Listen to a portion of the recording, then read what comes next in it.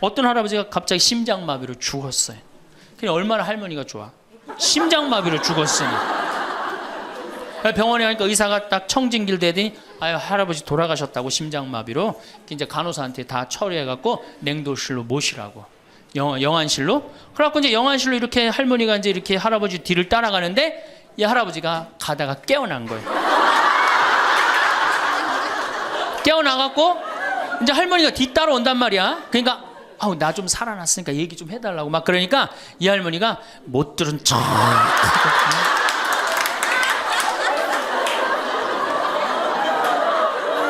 할아버지가 조금 있으면 완전히 이제 냉동고로 들어가게 생겼단 말이야. 말은 안 나오고 더 애절하게 나 좀 살아났으니까 얘기 좀 해달라고. 그러니까 이 할머니 하시는 말씀이 할아버지 다리를 치면서 이 양반아 의사가 죽었대는데 왜 이렇게 말이 많으냐고.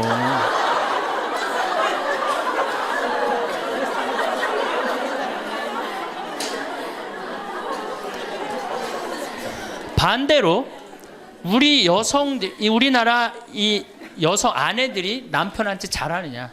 여러분들 남편한테 잘하세요? 여러분들 남편이 바깥에 나가면 왕 대접받는 남편이 얼마나 있을 것 같아요? 없습니다. 그럼 층층샷 나가면 섬기는 사람이에요. 굽신거려야 되는 사람이고. 근데 아침에 출근할 때 정말로 내 남편이 전쟁하러 나가는데 정말로 왕 대접하고 내보낸 부인이 얼마나 돼요? 이러지 않으면 다행이지. 머리 막 부시시 해갖고 막 사자 머리를 해갖고 머리 끝에는 밥풀 하나 딱 이렇게 붙여놓고 여보 다녀와. 퇴근을 했는데 아직도 그 부시시한 머리를 가지고 텔레비를 보고 앉아있다. 어느 남자가 집에 들어오고 싶겠어요.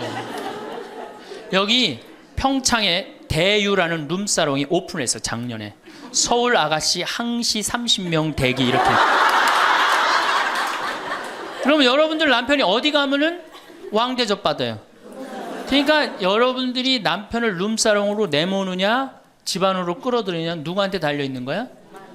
여러분들한테 달려있어. 그런데 그래서 일주일에 한 번 남편을 위해서 요리를 하라는 거예요. 부인이. 정말로 지혜로운 부인은 요리를 한 번씩 하라는 거예요. 그래서 낙지볶음도 하고 요새 그 텔레비에 보면 이렇게 홍어 이렇게 삭힌 것도 많이 홈쇼핑으로 보내주잖아요.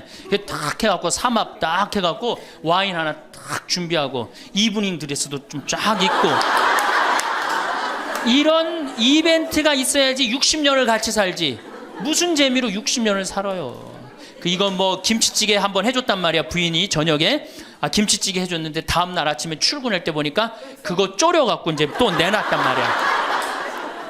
저녁에 퇴근할 갖고 왔는데 그걸 볶아갖고 또 내놨어.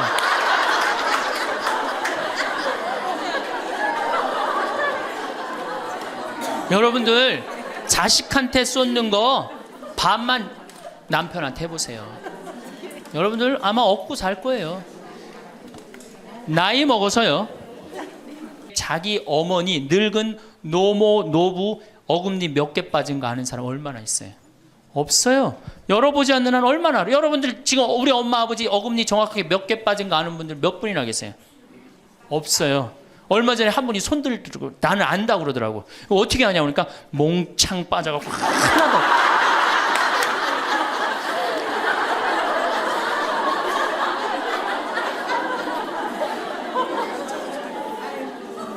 그러지 않는 한 자기 부모님 어금니 몇 개 빠진 거 아는 사람 없어요. 제가 지금 강의를 한 10만 명 이상 했는데 정말로 아는 사람들 없어요. 그러니까 이 아들놈이 한다는 소리가 어머니 소금으로 양치하세요. 헬 이빨이 있어야지 소금으로 해든지 말든지 했지. 이 속으로 끓는 거죠. 2주 전에 또 전화를 합니다. 얘야 내가 요새 이가 더 아파갖고 소화도 안 되고 잠도 안 오고 골도 더 아프다. 어머니 왜 이렇게 내 말을 안 듣느냐고 소금으로 해래니까. 그리고 이제 아들이 추석날 와갖고 용돈을 주고 왔는데 딱 10만 원을 주고 갔다. 그러면은 이때부터 미치는 거예요.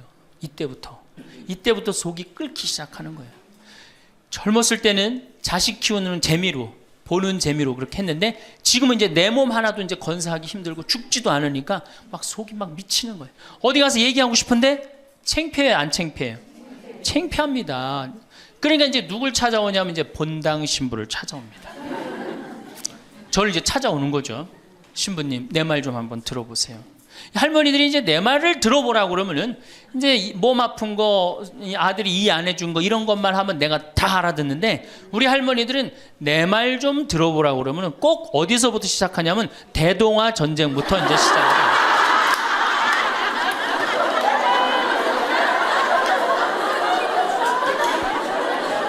이래야지 이제 속이 풀리는 거예요. 내가 신부님 대동아 전쟁에 시집 와갖고 노숟가락 뺏긴 얘기, 시집살이 한 얘기, 정말 고생한 얘기. 그래서 신부님 이제 해방이 됐어요. 해방이 돼갖고 좀 살만한가 했더니 글쎄 6.25가 터지지 않았어요. 6.25 아직 이빨 얘기 나오려면 멀었어요. 여성이 깨어나야 정말로 우리 사회가 건강해지고, 우리나라도 건강해지고, 가정도 건강해지고, 교회도 건강해집니다. 근데 여성들이 깨닫지 못하는 게 있어요. 지금 내 자식을 잘 키우면 늙어서 호강할 거라는 무의식 속에 착각이 있습니다. 또 하나는 내가 이루지 못한 꿈을 자식이 이룰 수 있을 거다, 이루어 줄 거라는 착각을 해요. 그런데 자식이 10살까지만 자식이라고 그래요. 10살 넘어서부터는 뭐예요? 자기 의견이 있고 자기 생각이 있고 자기 주장이 있으면서 떠나가기 시작하죠. 떠나가고 계속 떠나가는 거예요. 끝까지. 나이를 먹으면 먹을수록 가까워지는 게 아니라 어떻게 돼요? 나이를 먹으면 먹을수록 점점 멀어지는 게 자식입니다. 그러니까 21세기에 이 노인의 시대가 이제 도래를 했습니다. 불란서는 120년 만에 고령화 사회로 진입을 합니다. 근데 우리나라는 26년 만에 진입을 해버려요. 무슨 얘기냐? 지금 50, 60, 70대 되신 분들 이제 안 죽고 그대로 가는 거예요. 네. 그냥 불란서는 120년 동안 고령화 사회가 되면서 조금 죽었다가 보충되고 죽었다 보충되면서 조금씩 늘어났는데, 우리는 그대로 이제 안 죽으면서 그대로 다 같이 가는 거예요. 이게 큰일이죠. 그럼 왜 안 죽느냐? 칫솔하고 페니실린 때문에 안 죽는다고 그래요. 칫솔. 이 칫솔이 나오기 전에는 이들이 다 상하니까 먹지 못하니까 빨리 죽잖아요. 근데 지금은 칫솔이 있어갖고 보통 60, 65살까지 가고 그 다음에 또 이제 해 느니까. 그러니까 안 죽는 거예요. 영양 잘 공급되겠다. 페니실린이 있어갖고 뭐 병 들면 금방 고치겠다. 안 죽는 거예요. 얼마나 안 죽느냐? 지금부터 제가 하는 얘기를 잘 들으시기 바랍니다. 제가 경기도 광주 능평 성당에 본당 신부로 있을 때 87살 먹은 루시아 할머니가 있었어요. 근데 이 할머니가 6.25 때 남으로 넘어왔어요. 근데 6.25 때 남편이 세상을 떠났어요. 그리고 아들 둘을 서울대 고대 상경대학을 졸업을 시켰어요. 혼자서 이렇게 아들들을 둘 다 은행장을 하고 있고, 얼마나 할머니가 출세를 했어요. 그런데 이 할머니하고 아들 출세한 건 전혀 상관없어요. 이 할머니가 77부터 방에 들어누웠어요. 그러니까 10년 동안 방에 들어놓으면 무슨 생각밖에 안 들어요? 외롭고 정말로 아침부터 밤중까지 가만히 들어놓여 있는데 무슨 삶의 낙이 있겠어요? 살 만큼 살았는데. 그러면 내가 이제 할머니 손을 꼭 붙잡고 뭐라고 그러냐면, 할머니 걱정하지 마세요. 내가 성당 가서 어떻게 좀 해볼 테니까 걱정하지 마세요. 제가 그렇게 이제 할머니하고 공동체를 한 6개월 동안 했는데, 6개월 만에 아들이 밤에 전화가 왔어요. 신부님, 우리 어머니 돌아가실 것 같다는 거예요. 왜 그러냐 그러니까 화장실에서 넘어져갖고 갈비뼈 2대가 부러진 거예요. 근데 이 할머니가 87인데 몸이 말랐어요. 갈비뼈 2대 부러지면은 그 나이에 똑 부러졌다고 그러는데 거의 즉사예요. 80 넘어갖고 뼈 부러지면 뼈가 안 붙어서 죽는 경우가 되게 많거든요. 그래서 내가 이제 병자 가방을 들고 쫓아갔어요, 할머니한테.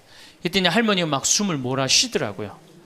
그래도 제가 보좌 신부를 16,000명, 13,000명 이런데 보좌 신부도 하고 본당 신부도 한 4,000명, 5,000명 해갖고 하도 병자성사를 많이 해갖고 딱 보면 알아요. 3개월 갈 거다, 한 달 갈 거다. 그래서 내가 아들한테 그래요. 한 3개월 갈 것 같으니까 3개월 정도 준비하라. 그럼 3개월에 어김없이 딱 가는 거예요. 근데 그 할머니를 딱 보는데 그날을 못 넘기겠더라고요. 그래서 이제 할머니 손을 붙잡고, 할머니 나하고 오늘 못 넘길 것 같으니까 나하고 총고해성사 하자. 할머니 하느님이 열심히 믿었고 좀 아들들 훌륭하게 잘 키웠고 매일 그렇게 묵주기도 했으니까 내 생각에는 할머니 직천당이다. 오늘 돌아가시면 바로 오늘 하늘나라 올라가시는데 가면은 요셉 성인도 보고 베드로 성인도 보고 싶은 남편도 보고 성모님도 보고 예수님도 보고 내 안부도 전해줘라. 바로 가니까. 네. 할머니는 내 손을 꼭 붙잡고 뭐라 그러냐, 신부님 그동안 너무 고마웠다는 거예요. 올 때마다 사탕도 갖고 오고 선물도 갖고 오고 내 얘기도 들어주고 그래도 외롭지 않게 신부님 왔을 땐 행복했다는 거예요. 그래서 이제 내가 할머니 손을 잡고, 할머니 장례미사 내가 잘 해줄 테니까 강론도 잘하고 걱정하지 말아라. 하여튼 직천당 가서 이제 안부도 전해주고 내 강론 잘 해줄 테니까 걱정하지 말고 잘 가셔라. 할머니는 그동안 너무너무 고마웠다. 그러면서 이제 서로 손을 꼭 잡고 죽기로 이제 합의를 이제 봤어요. 이제.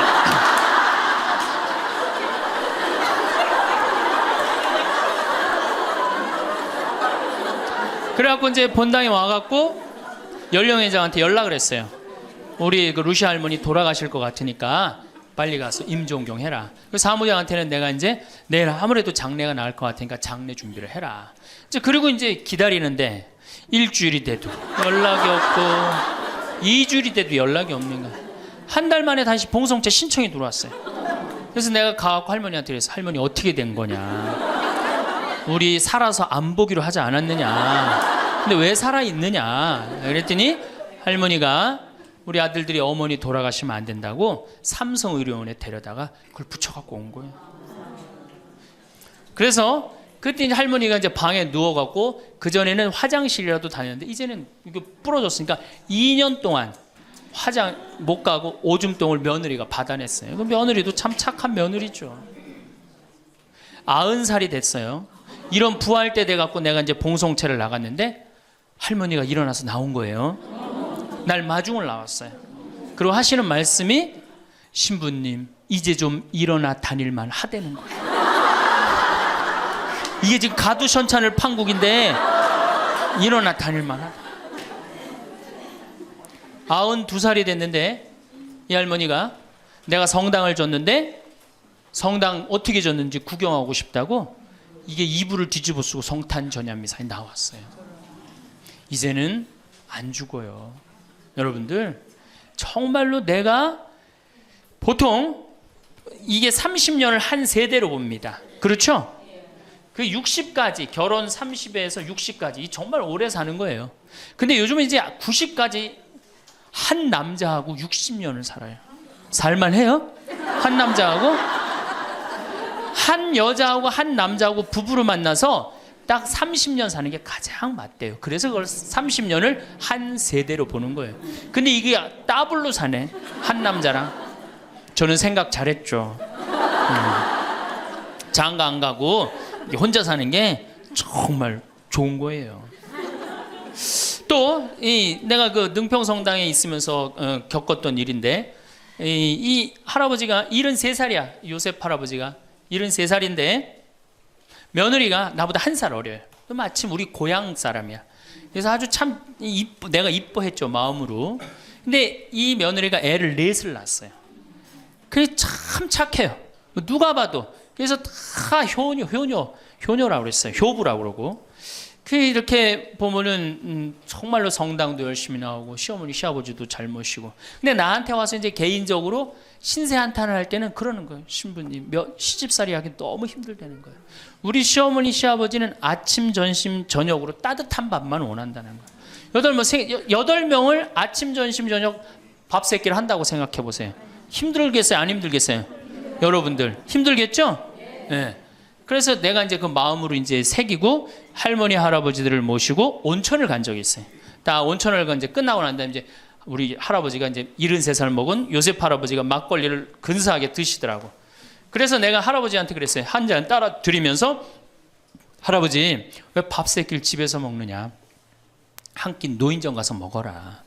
아니, 노인정 가서 친구들하고 고스톱도 치고 바둑도 두고 그러면 치매도 안 걸리고, 그렇게 전심 한 끼 나가서 먹으면은 며느리도 아침 다 상 치고 난 다음에 학부형도 만나고 친구들도 만나고, 아니 며느리가 무슨 징역 사는 것도 아니고 아침 점심 저녁 세 끼를 다 차려줘야 되니 얼마나 힘드냐. 그랬더니 이 할아버지 저한테 화를 내는 거예요. 신부님, 난 노인정 가기 싫다는 거예요. 아니 왜 노인이 노인정 가기 싫으냐. 그랬더니 이 할아버지가 저한테 명언을 했어요. 무슨 명언을 했냐면, 형들이 심부름을 시켜서 가기 싫다는 거예요.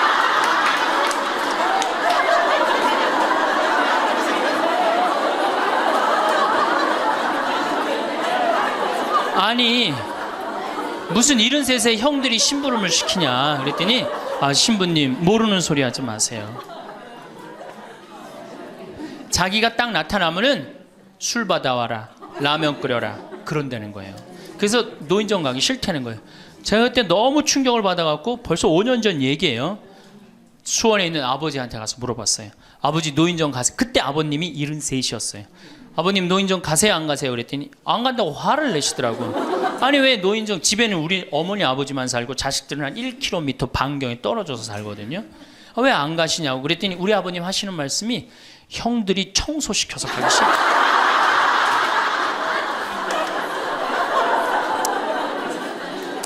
제가 알아보니까 75살 이하를 청노인이라고 그래요. 청년 노인이라는 거예요. 청년 노인. 이제 안 죽어요. 제가 여기 3년 전에 수원 고등동 성당에 95살 먹은 할머니가 오셔갖고 래프팅 하고 가셨어요. 배 타는 거 있죠? 그래서 내가 그때 그랬어. 할머니 참 죽기 전에 이렇게 래프팅도 하고 가니까 너무 좋다고. 그랬더니 그 할머니가, 나도 원이 없다고, 이렇게 이 나이에 래프팅, 배 타고 강에 래프팅을 했다고.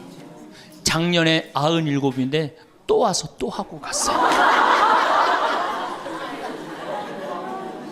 그러니까 여러분들 100살 산다는 거 지금 막연한 얘기가 아니에요. 여러분들 100살 산다는 게 확실하게 여러분들은 앞으로 남은 인생이 50년 남아있어요.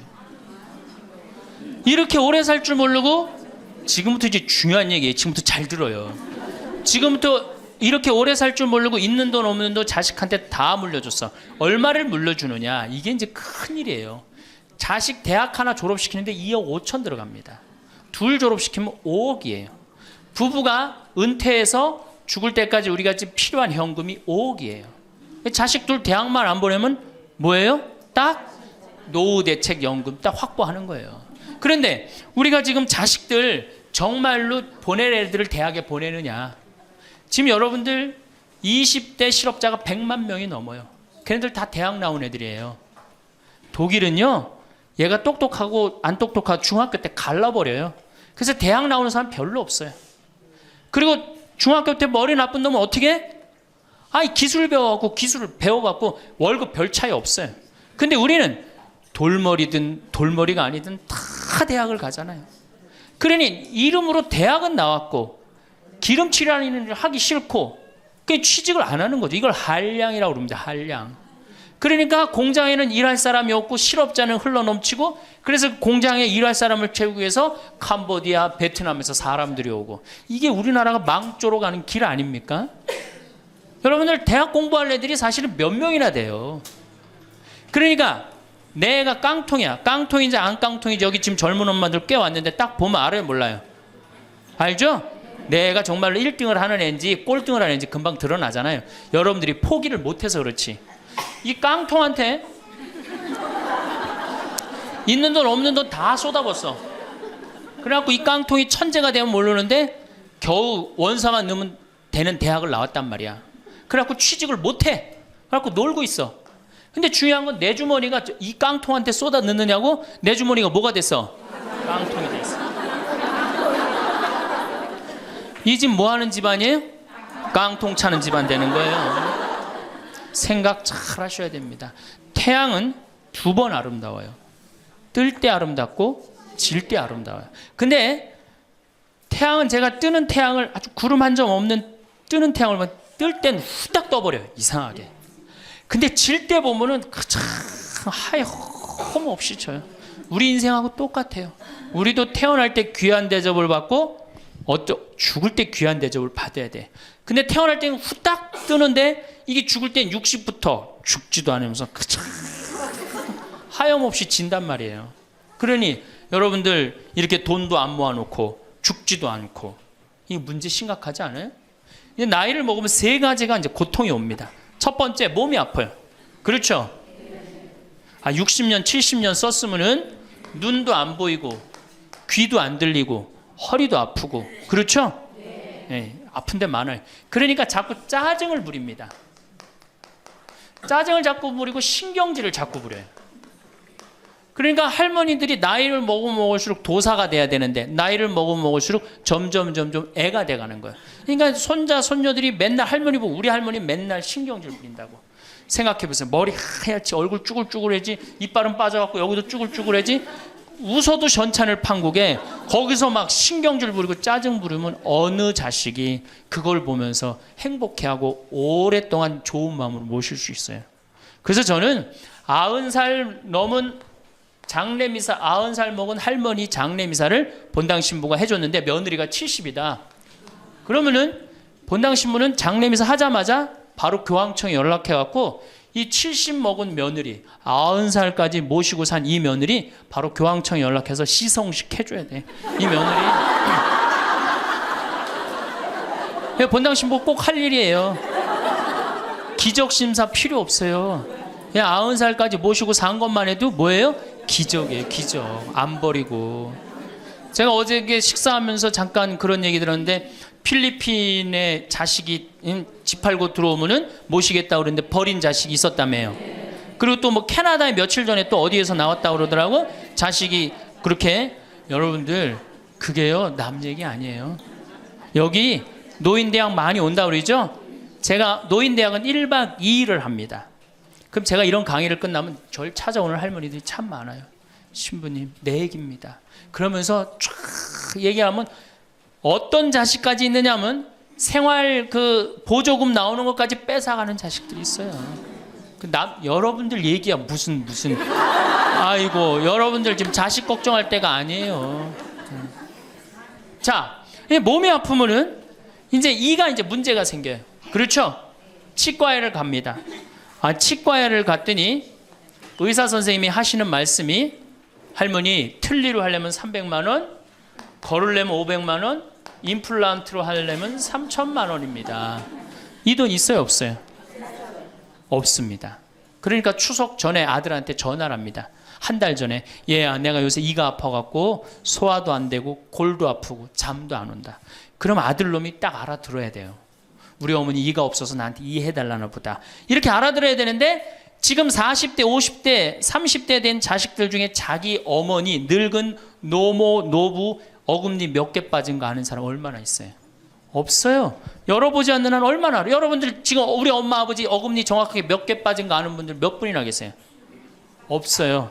얼마 전에 한 분이 손 들고 나는 안다고 그러더라고. 어떻게 하냐고 그러니까 몽창 빠져갖고 하나도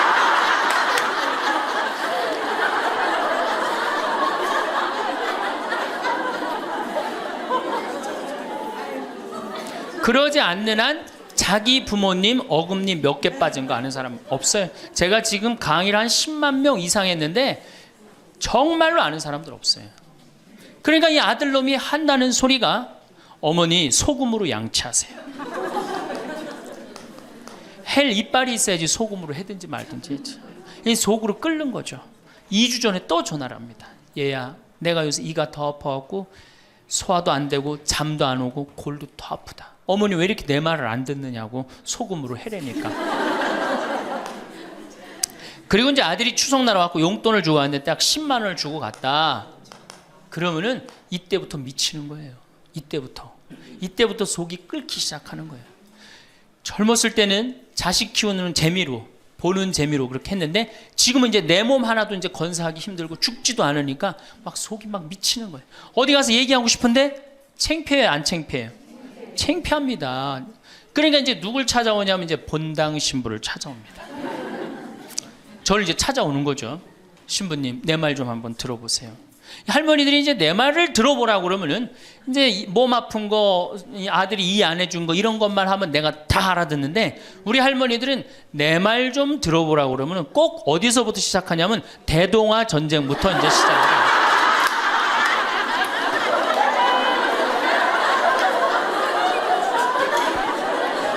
이래야지 이제 속이 풀리는 거예요. 내가 신부님 대동아 전쟁에 시집 와갖고 노숟가락 뺏긴 얘기, 시집살이 한 얘기, 정말 고생한 얘기. 그래서 신부님 이제 해방이 됐어요. 해방이 돼갖고 좀 살만한가 했더니 글쎄 6.25가 터지지 않았어요. 6.25 아직 이빨 얘기 나오려면 멀었어요. 이제 6.25 일사후퇴 얘기. 그리고 이제 53년부터 참 우리 지금 70대 80대 된 할머니 할아버지들한테 잘해야 돼요. 53년부터 62년까지 똥구멍이 찢어지게 가난하게 고생한 얘기 합니다. 전 정말 몰랐어요. 똥구멍이 찢어지게 가난하다는 얘기를 참 많이 들었는데, 그래서 할머니한테 한번 물어봤어요. 할머니, 똥구멍이 찢어진 게 뭐예요? 신부님 말도 마십시오. 6.25 전쟁 때 여러분들 2차 세계대전에 쏟아놓은 폭탄을, 그거 남은 폭탄 다 우리나라에 다 쏟아붓었어요. 그러니 전쟁 끝나고 뭐가 있어요? 전부 다 폐허가 돼갖고 아무것도 없죠. 가을에 우리나라가 한 85% 이상이 소장농이에요. 겨우 자기 해 먹을 거 그것밖에 안 됐어요. 전쟁 끝나고 9월에 이제 추수를 합니다. 9월에 추수를 하면 먹을 게 언제 떨어져요? 2월에 떨어져요. 그럼 보리는 언제 펴요? 5월에. 여러분들 오시면서 보리밭 보셨어요? 보리밭 이렇게 있는 거. 5월에 이제 보리가 피면은 2, 3, 4, 5월을 견뎌야 되는데 먹을 게 있어요? 없죠. 그러니까 산에 풀뿌리 캐서 먹고 나물 캐서 먹고, 그것도 모자라면 이제 뭐를 캐서 먹느냐면, 뭐를 먹느냐면 소나무 껍질 안에 하얀 속살, 그거를 이제 벗긴다 그래요. 그걸 벗겨갖고 말린다 그래요. 말려갖고 그걸 간대요. 할머니들, 옛날 할머니들 생각나시죠? 그걸 갈아갖고 국에 넣어서 먹으면 국이 빨간데 국을 먹으면 배가 부르대. 또 거기다 밥을 해서 먹어도 배가 그렇게 부르대. 옛날엔 배가 고파 죽겠는데 배 부르면 최고 아니에요. 배는 이제 먹었는데 이제 배는 부르는데, 문제는 이게 섬유질이 엄청나게 강한 거예요. 이게 야채나 뭐 채소나 과일의 섬유질하고 틀리대요. 그래갖고 이제 이게 들어가면 소화가 안 되고 딱딱하게 굳는 거예요. 수분이 빠지고. 대장에 가면 이제 딱딱한 돌덩어리로 굳는 거예요. 그 딱딱한 돌덩어리로 굳은 걸 빼내려고 그러니 똥구멍이 찢어지는 거냐. 신부님, 똥구멍이 찢어지게 가난하게 고생한 얘기. 그리고 이제 내가 자식들을 이제 내 자식만은 고생을 시키지 않으려고 정말 내가 먹고 싶은 거, 쓰고 싶은 거, 다니고 싶은 거 안 하고 논 팔고 소 팔고 정말로 고생해서 내 자식을 키워놨는데, 내가 늙어서 이해해달라고 그러는데, 아니 이 10만 원을 갖다 줬습니다. 신부님 억울해서 못 살겠다, 분해서 못 살겠다, 그 얘기를 해요. 이 얘기가 사실 남 얘기가 아니에요. 제 얘기예요, 제 얘기. 제가 아버님 70살 때 종합검진을 해드렸어요. 종합검진을 이렇게 해드렸는데 깜짝 놀랐어요. 결과를 보고 어금니가 하나도 없으신 거예요. 어금니가 하나도 없어. 그래서 아버지, 제가 맨날 이렇게 갈비집에 가서 갈비 사드릴 때 뭘로 드셨느냐고 그랬더니 아들 신부가 사주는 거라 앞니로 그냥 대충 씹어갖고 삼켰다는 거예요. 정말 기가 막히죠. 내가 전국에 다니면서 강의를 이렇게 했는데 내 아버지 입 빠진 건 모르고 참 창피하더라고요. 그래서 마침 내가 이제 치과 의사 하나를 세례를 줬어요. 그래서 불렀어요. 내가 너 세례를 줬는데 내가 네 세례를 주면 내가 네 영적인 아버지다. 근데 우리 육적인 아버지가 이가 하나도 없다. 돈은 내가 요것밖에 없으니까 네가 아버지다 생각하고 완벽하게 해놔라. 뭐 가장 정성을 들여서 해놔라. 내가 뭐 그 병원도 축성도 해주고 다 해줬으니까. 그래갖고 정말 아버지 하듯이, 아버지라고 그래라 그냥. 그래, 아버지 하듯이 거의 1년 동안 매주일 공사를 한 거죠. 그래갖고 완벽하게 해드렸어요.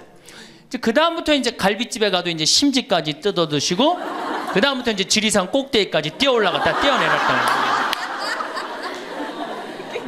두 번째, 친구가 없어요. 이거 아주 중요한 겁니다. 몸 아픈 거. 우리나라가 OECD 국가 중에 노인 자살률이 1위입니다. 누구보다 높아요? 일본보다 2배가 높아요. 일본은 고독사 하기로 유명한 나라예요. 늙어서 혼자 죽기로 유명한 나라예요. 근데 우리나라는 그 나라보다 자살률이 2배가 높아요. 왜? 경제적인 이유 때문에. 왜? 여러분들 여기 이제 할머니 할아버지들 몇 분 계신데, 자, 내가 돈에 주머니가 없어. 그럼 바깥에 나가고 싶어, 안 나가고 싶어요? 당연히 안 나가고 싶어요. 아, 내가 저 모임에 나가갖고 뭘 한번 얻어 먹었어. 그 다음에 내가 그 친구한테 사줘야 되는 내가 돈이 없어. 그 다음 만나게 돼요, 안 만나게 돼요? 나이 먹어갖고 돈이 없으면 자신이 없어져요. 자신이 없어져요. 그러니까 여러분들 자식 초등학생이 학원비가 50만 원, 지금 중학생이 70만 원, 고등학생이 90만 원이에요. 그러면은 내가 이 90만 원 중에 20만 원만 떼어서 어머니 용돈 줘봐. 우리 어머니 신나서 살걸? 근데 내 자식 학원비 90만 원 안 갖고 오는데 부모 30만 원 용돈? 여러분들 지금 자식들이 부모한테 용돈 얼마 주는 줄 아세요? 1년에 100만 원 줘요. 그 나누면 8만 원이에요. 8만 원. 그걸 받으려고 있는 돈 없는 돈 대동아 전쟁부터 고생해가면서 그렇게 키워요. 이제는 부모 자식지간의 효의 개념은 끝났어요. 효는 끝났다고 그래요. 많은 사회학자들이 효는 끝났다. 사랑만 남아있다는 거예요. 이 얘기도 이제 제가 곧 할 거예요. 자, 친구가 없으니까 속이 좁아져요. 그렇겠어요? 안 그렇겠어요? 아니, 친구들이 있으면 얘기도 좀 하고 속도 풀고 그러면 속이 좀 이게 풀려 맺혔던 것도 풀잖아요.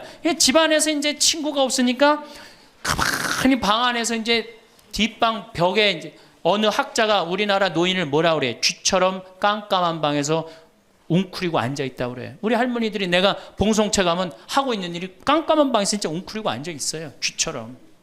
그러니까 할 일이 뭐가 있어? 벽에다가 인생 복귀하는 거죠.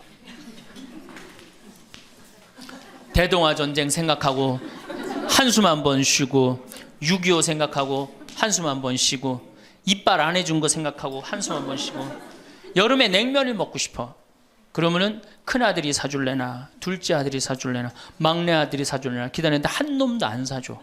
그러면 언제 그걸 갖고 있다가 터트려요? 추석 때 터트립니다.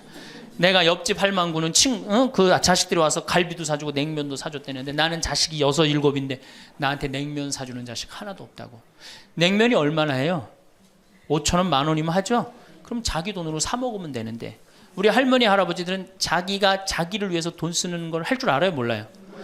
몰라요. 정말 이거 큰 문제예요. 냉면 먹고 싶으면은 상해 가서 사 먹으면 될 거 아니야. 그런데 그걸 기다리고 앉아 있어. 그러니까 한을 쌓는 거지. 5천 원을 가지고 큰 아들이 사줄래나 둘째 아들은 사 먹으면 되는 걸. 그럼 행복한데. 그래갖고 이제 냉면 못 얻어 먹은 거. 아들이 이제 퇴근해 갖고 들어옵니다. 아들이 퇴근해 갖고 들어오면요, 참 문제는 뭐냐면은 아들이 들어오면은 어떻게 하면 돼?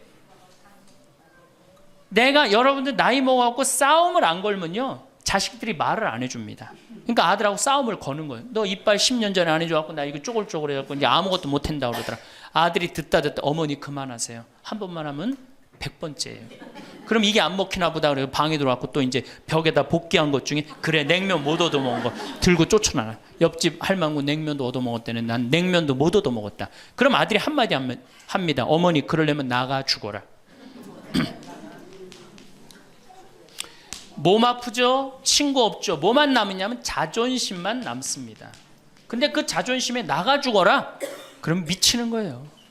어디 가서 자식이 나가 죽으라고 그러는데 얘기할 때가 있어요, 없어요? 여러분들 나가 죽으라고 그러는 거 아들이 50%, 며느리가 16%, 딸이 14%, 그 다음에 늙은 부부가 서로 나가 죽으라고 20%. 나가 죽으라는 말 듣는 비율이 그렇대요.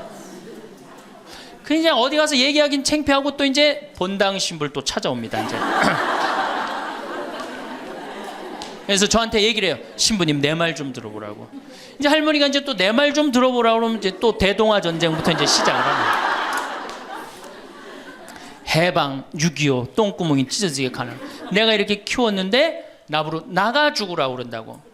이제 늙었으니까 필요 없다고 나부로 나가 죽으라고 그런다고. 여러분들 그런 소리 이제 듣습니다. 왜 죽지도 않고 이렇게 오래 사느냐고 분명히 자식들한테 그런 소리 들어요. 100살까지 산다고 생각해봐요. 그것도 자식한테 얹혀서 100살 산다고 생각해보세요. 이제는 자식하고 늙어서 같이 산다는 생각은 꿈도 꾸면 안 돼요. 늙어서 이제 나 어떻게 살아야 돼? 나 혼자 자식한테 폐 안 끼치고 오래 사는 게 누구하고 좋은 관계 유지하는 거야? 자식하고 좋은 관계 유지하는 거예요.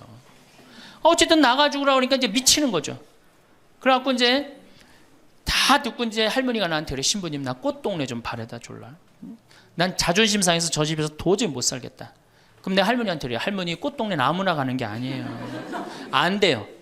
그저 새벽에 그 꽃동네 앞에 내려다만 주면 그 다음부터 내가 다 알아서 할 테니까 신부님은 꽃동네 앞에까지만 바래다 달라. 내가 이제 다 듣다가 할머니한테 그래요. 할머니 그 자식 키웠을 때 속상한 적 있었어요 없었어요? 속상한 적 많았죠. 7살 10살 미운 오리 새끼 그때 말 안 들을 때 할머니 그 아들한테 속상하면 뭐라고 그러셨어요?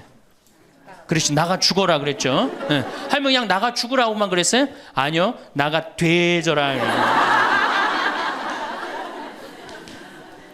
그러면 7살 10살 먹은 자식이 자존심이 안 상했겠느냐. 자존심이 상했지만 그 아이는 참고 살았다. 너무 엄마가 천하의 엄마가 나가 죽으라 했지만 나갈 때가 있어야지 걔가 나갈 거 아니야. 자존심이 상했지만 참고 살았다. 이제 누구 차례다? 할머니가 참고 살 차례다. 아들도 나가 죽으라 그랬을 때 참고 살았다면 이제는 할머니가 나가 죽으라 할 때 참고 살 차례다. 지금 나가면 누가 할머니를 걷어줄 거냐. 오로지 부모라는 이유 하나로 한 집에 살아주는 것만 해도 고맙게 생각하고 할머니가 할머니의 노년을 할머니의 남은 생애를 준비하지 못한 할머니 잘못이다. 누구 탓할 거 아무것도 없다. 그럼 무슨 생각을 하는지 가서 참고 살아요. 참고 살아야지 어떻게 할 거야. 이제 안 죽으면서 진짜 문제가 발생합니다. 여기 뒤에 계신 분들 잘 들으세요. 우리나라는 안사람, 바깥사람 제도가 있어요. 그렇죠? 그래갖고 안사람은 안에서 애 놓다 죽었어요. 그렇죠? 애 키우다. 우리나라 지금도 변함없습니다. 안사람은 안에서 애 키우냐고 정신이 없어. 남편 신경 안 씁니다. 바깥사람 바깥에서 돈 벌다 죽었어요. 옛날에는 부부 갈등이 없었어요. 왜? 만날 일이 있어야지.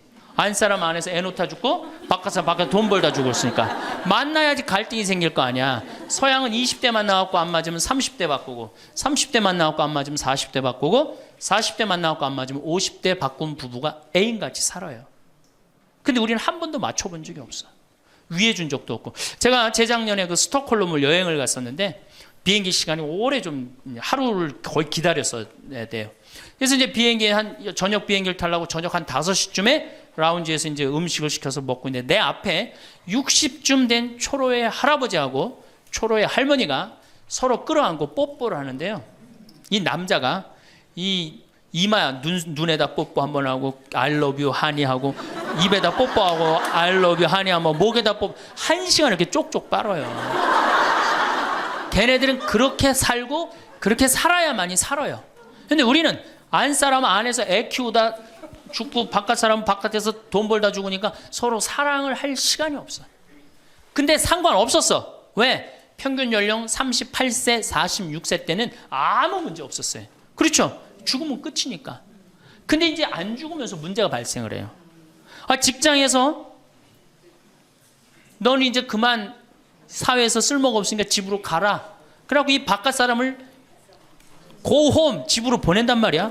그래갖고 이제 안방에 이제 이 바깥 사람이 딱 앉아 있는 거예요. 그래갖고 안방에서 안 사람이 되는 거예요. 집안에 안 사람이 둘이 되는 거예요. 이게 아내가 뭐에 태양이라는 뜻이거든요. 집안의 태양을 아내라고 그러잖아요. 이 집안의 태양이 둘이니 이게 사이가 좋아요. 그리고 우리 남자들이 여자한테 하니 I love you 뽀뽀 쫙쫙 했다면서 그렇게 해요. 여러분들 사랑한다는 얘기 들어요 안 들어요? 이게 우리의 큰 문제예요. 사랑한다는 말도 안 듣고. 이 우리나라 남자들은 부인을 위한 이벤트를 할 줄 몰라요. 그러니까 이게 어떻게 있느냐 하면 가을 젖은 낙엽 땅바닥에 붙어 있듯이 쫙 부인한테 붙어 있으면서 밥 새끼 따박따박 그냥 받아먹고 끝난단 말이야. 설거지를 하기라나 뭘 하기라나. 그러니 미치는 거죠. 그러니까 할머니들이 저한테, 아니 진짜 할머니들이 그런 얘기 많이 해요. 아유 정말 30년 40년 동안 밥 해대는 거 지겹다고. 지겹죠. 설거지를 해기래나 뭐 사랑한다고 말을 해기래나 뽀뽀를 해주기래나 그냥 소리나 뻑뻑 지르고 심부름이나 시키고. 근데 이 할아버지가, 어떤 할아버지가 갑자기 심장마비로 죽었어요. 그냥 얼마나 할머니가 좋아. 심장마비로 죽었으니. 병원에 가니까 의사가 딱 청진길 대더니 아유 할아버지 돌아가셨다고, 심장마비로.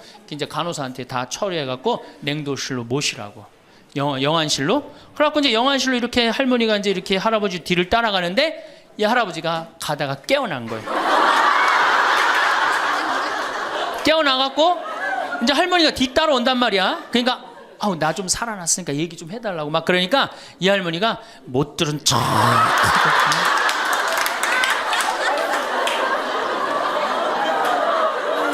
아, 할아버지가 조금 있으면 완전히 이제 냉동고로 들어가게 생겼단 말이야. 말은 안 나오고 더 애절하게 나 좀 살아났으니까 얘기 좀 해달라고. 그러니까 이 할머니 하시는 말씀이, 할아버지 다리를 치면서 이 양반아 의사가 죽었대는데 왜 이렇게 말이 많으냐고.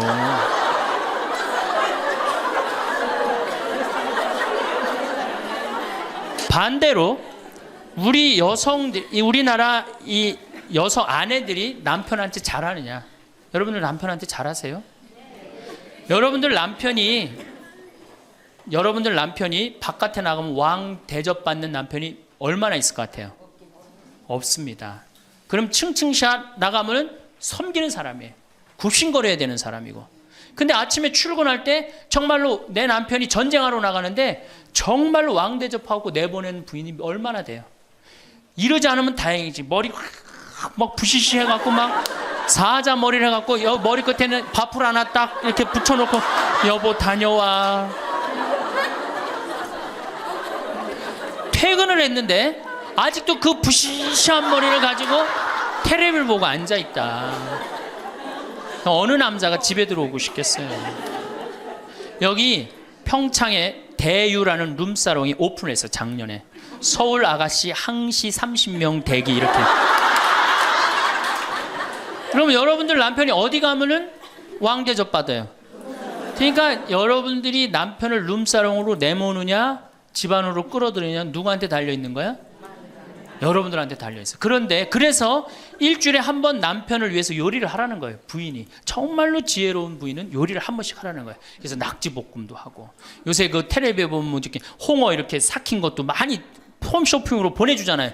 딱 해갖고 삼합 딱 해갖고 와인 하나 딱 준비하고 이브닝 드레스도 좀 쫙 입고, 이런 이벤트가 있어야지 60년을 같이 살지. 무슨 재미로 60년을 살아요. 이건 뭐 김치찌개 한번 해줬단 말이야. 부인이 저녁에 김치찌개 해줬는데 다음날 아침에 출근할 때 보니까 그거 졸여갖고 이제 또 내놨단 말이야. 저녁에 퇴근해갖고 왔는데 그걸 볶아갖고 또 내놨어.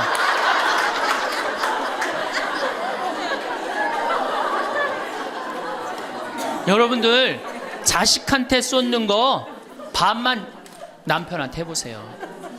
여러분들 아마 얻고 살 거예요. 나이 먹어서 유일한 친구가 누굽니까? 남편이고 아내밖에 없어요. 제가 평택에서 본당 신부를 할 때 할머니 한 분이 남편이 평생 바람 피고 노름하고 술 먹고 나가서 딴살림 했어요. 근데 이 할아버지가 늙어갖고 중풍이 걸린 거예요. 중풍이 걸려갖고 반신불수가 되고 집에 들어온 거예요. 그러니 이 할머니가 믿겠어요? 안 믿겠어요? 밉죠. 나만 보면은 빨리 죽었으면 좋겠다. 매일 입버름처럼 했어요. 그러니까 이 할아버지가 또 말도 못하는 중풍이 이제 와갖고 고해성사를 이제 이렇게 할머니하고 할아버지하고 같이 들어와요. 그래갖고 이제 할머니가 이제 할아버지 잘못한 걸 다 나한테 얘기를 해줘요. 그러면은 할아버지가 그걸 받아들이면 되는데 안 받아들입니다. 할머니를 때리는 거예요. 내가 언제 그랬느냐. 그러니 난 내가 봐도 야, 저 할아버지 양심도 없구나. 그냥 젊었을 때 저러더니 늙어서 고해를 대신까지 해주는데 얼마나 고마워. 그런데도 그냥 그 할머니를 때리고 저렇게 구박을 하니 참 정말 빨리 죽었으면 좋겠다. 그런 생각을 했어요. 근데 그 할아버지가 돌아가셨어요. 마침 내가 있을 때. 그래서 내가 장례 미사를 해주고 할머니 손을 꼭 잡고 그랬어요. 할머니 이제 그동안 고생 많이 했으니까 이제 편안하게 집에 가서 이제 행복하게 쉬시라고 남은 여생. 그래갖고 이제 할머니를 보냈는데 그 밤 11시에 할머니가 전화를 했어요. 신부님 우리 집에 좀 와달라는 거예요. 한참 자는데. 왜 그러시냐고 그러니까 그 병상에 누워있던 남편이 없으니까 이 집이 그렇게 무섭고 쓸쓸하고 외롭고 허전하다는 거야. 지금 빨리 와서 기도를 해달라는 거야. 그래서 자다가 또 옷도 갈아입고 이제 내가 가고 그 할머니 이제 안수기도 해주고 이제 손잡고 기도해주고 오면서 늙어서 남편이 죽는다. 그날로 여러분들은 아무것도 아니에요. 완전히 홀로 되는 거예요. 그러니까 정말로 귀하게 지금 자식을 귀하게 해줘야 돼. 남편을 귀하게 해줘야 돼. 그러니까 오늘 당장 집에 가고 학원 끊어요. 학원 끊고 대학 다닌 자식 있으면 당장 휴학시키세요. 자, 맨 마지막으로 이제 돈이 없어. 이게 이제 제일 큰 문제죠. 그렇죠? 돈만 있으면 어때요? 해요? 자식하고 관계가 굉장히 좋습니다. 돈만 있으면. 어느 정도로 좋으냐? 작년에 내가 여기 우리 생태마을에 콩을 계약 재배를 했어요. 계약 재배를 했는데 1억 원어치 정도 콩을 샀어요. 그런데 제가 무슨 일이 좀 생겨갖고 돈이 없어졌어요. 있던 돈이. 그 돈이 이제 한 2달이나 3달 후에 나오는데 농민들은 빨리 돈을 달라는 거예요. 이 계약 재배해갖고 왜 안 주냐. 그래갖고 쩔쩔 매는데 꼭 요맘때예요. 우리 어머니가 딱 오시더니 아들이 막 쩔쩔 매고 사람들이 막 농민들이 왔다 갔다 하는 걸 보고 왜 그러시냐고 신부님. 그래서 내가 원래 계약 재배를 했는데 돈이 원래 한 2억이 들어오기로 했는데 그 돈이 안 들어왔고 내가 지금 못 줘서 지금 너무너무 당황스럽다고 그냥 그 얘기만 저는 했어요. 근데 어머니가 일주일 동안 있기로 하셨는데 그날 그냥 집에 가시더라고요. 우리 누나한테 가자 그랬더니 차로 가셨어요. 다음날 어머니가 전화를 하셨어요. 신부님 내가 그 돈 해서 보냈다는 거예요. 하루 만에 어머니가 그 엄청난 돈을 해서 보낸 거예요. 아들이 그냥 뭐 그런 거 고생하는 거 보기 싫은 거지. 그래갖고 그 돈을 해갖고 싹 일주일 만에 싹 정리했어요. 나는 어머니가 얼마나 고마운 줄 몰라요. 저는요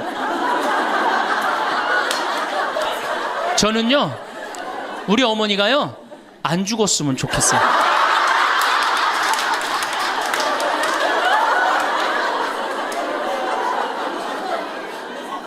얼마나 좋아요. 은행이 이렇게 꿔주겠어요? 은행이 꿔줘요? 그러니까 나이를 먹어갖고 자식한테 줄 수 있는 게 있어야 돼요. 근데 한꺼번에 다 주면 안 돼. 조금씩. 그리고 그 자식이 나한테 돌려주는 게 있는 자식한테 줘야지 줬는데 안 주는 자식은 싹수가 노란 거예요. 그래서 그 자식한테는 주지 말고 내가 줬는데 나한테 준다. 그럼 그 자식한테 계속 잘해주면. 그래서 저는 어머니하고 자식 지간이 기브 앤드 테이크야. 죽을 때까지 기브 앤드 테이크를 해야지 서로 행복한 거예요. 네. 그래서 우리 자식들은 용돈 많이 드립니다. 어머니 아버지한테. 우리 어머니 아버지 이렇게 한 1년에 받는 용돈을 가만히 들어보니까 한 연봉 한 2천만 원 정도 되더라고요. 2천만 원이면 괜찮잖아요. 그럼 그 돈 당신 위해서 씁니까? 또 누구한테 써요? 자식들한테 다. 그러니까 서로 좋은 거예요. 기브 앤드 테이크. 이제 굉장히 지혜로워야 돼요. 노년을 행복하게 맞아요. 근데 돈이 없어. 그러면 이때부터는 천덕꾸러기 되는 거예요. 내가 프랑스 파리 쌍젤리제 거리를 가보니까 루이비통 구찌 있는 거리예요. 그렇죠? 쌍젤리제 거리 가보니까 거기서 저녁에 와인을 마시는 사람들은 할머니 할아버지밖에 없어요. 젊은 사람 꿈도 못 꿉니다. 우리나라 명동에 누구만 득실거려요? 젊은 애들이 득실거리죠? 이거 문제예요. 걔네들이 뭘 했어요? 돈을 벌었어요. 사회를 위해서 일을 했어요. 6.25를 겪었어요. 우리나라 경제 발전을 이뤘어요. 아무것도 한 거 없는 애들이 무의미하게 돈을 쓰는 거예요. 그러니까 사회가 불안정한 거예요. 이태리 로마의 라보나 광장이라고 있어요. 라보나 광장에 가보면요, 거기도 저녁에 할머니 할아버지 팔짱 다 7, 8분이 팔짱 끼고 숄 딱 거치고 와요. 그리고 와인 마셔. 젊은 애들은 꿈도 못 꿔요. 제가 오스트리아 비엔나에 비올라 공부하는 아이, 너 내가 맛있는 거 사줄게. 제일 좋은 데 가자. 그랬더니 시청 근처가 제일 식당이 좋대. 17명이 밥을 먹는데 15명이 할머니 할아버지예요. 젊은 애들 어디 있냐 그랬더니 내가 밥 먹고 보여드리겠습니다. 그랬더니 밥 먹고 시청 뒤에 공원에 가니까 젊은 애들이 우유하고 빵하고 그렇게 밥을 때우더라고요. 전심을 다 그렇게 때워요. 젊은 애들 왜 식당, 여기 젊은 애들이 식당에서 밥 꿈도 못 꿉니다. 스포츠카 할머니 할아버지들이 타고 다니지 젊은 애들 못 타고 다닙니다. 근데 우리나라는 명동에 가면 할머니 할아버지 없는데 어디 가면 할머니 할아버지 볼 수 있어요?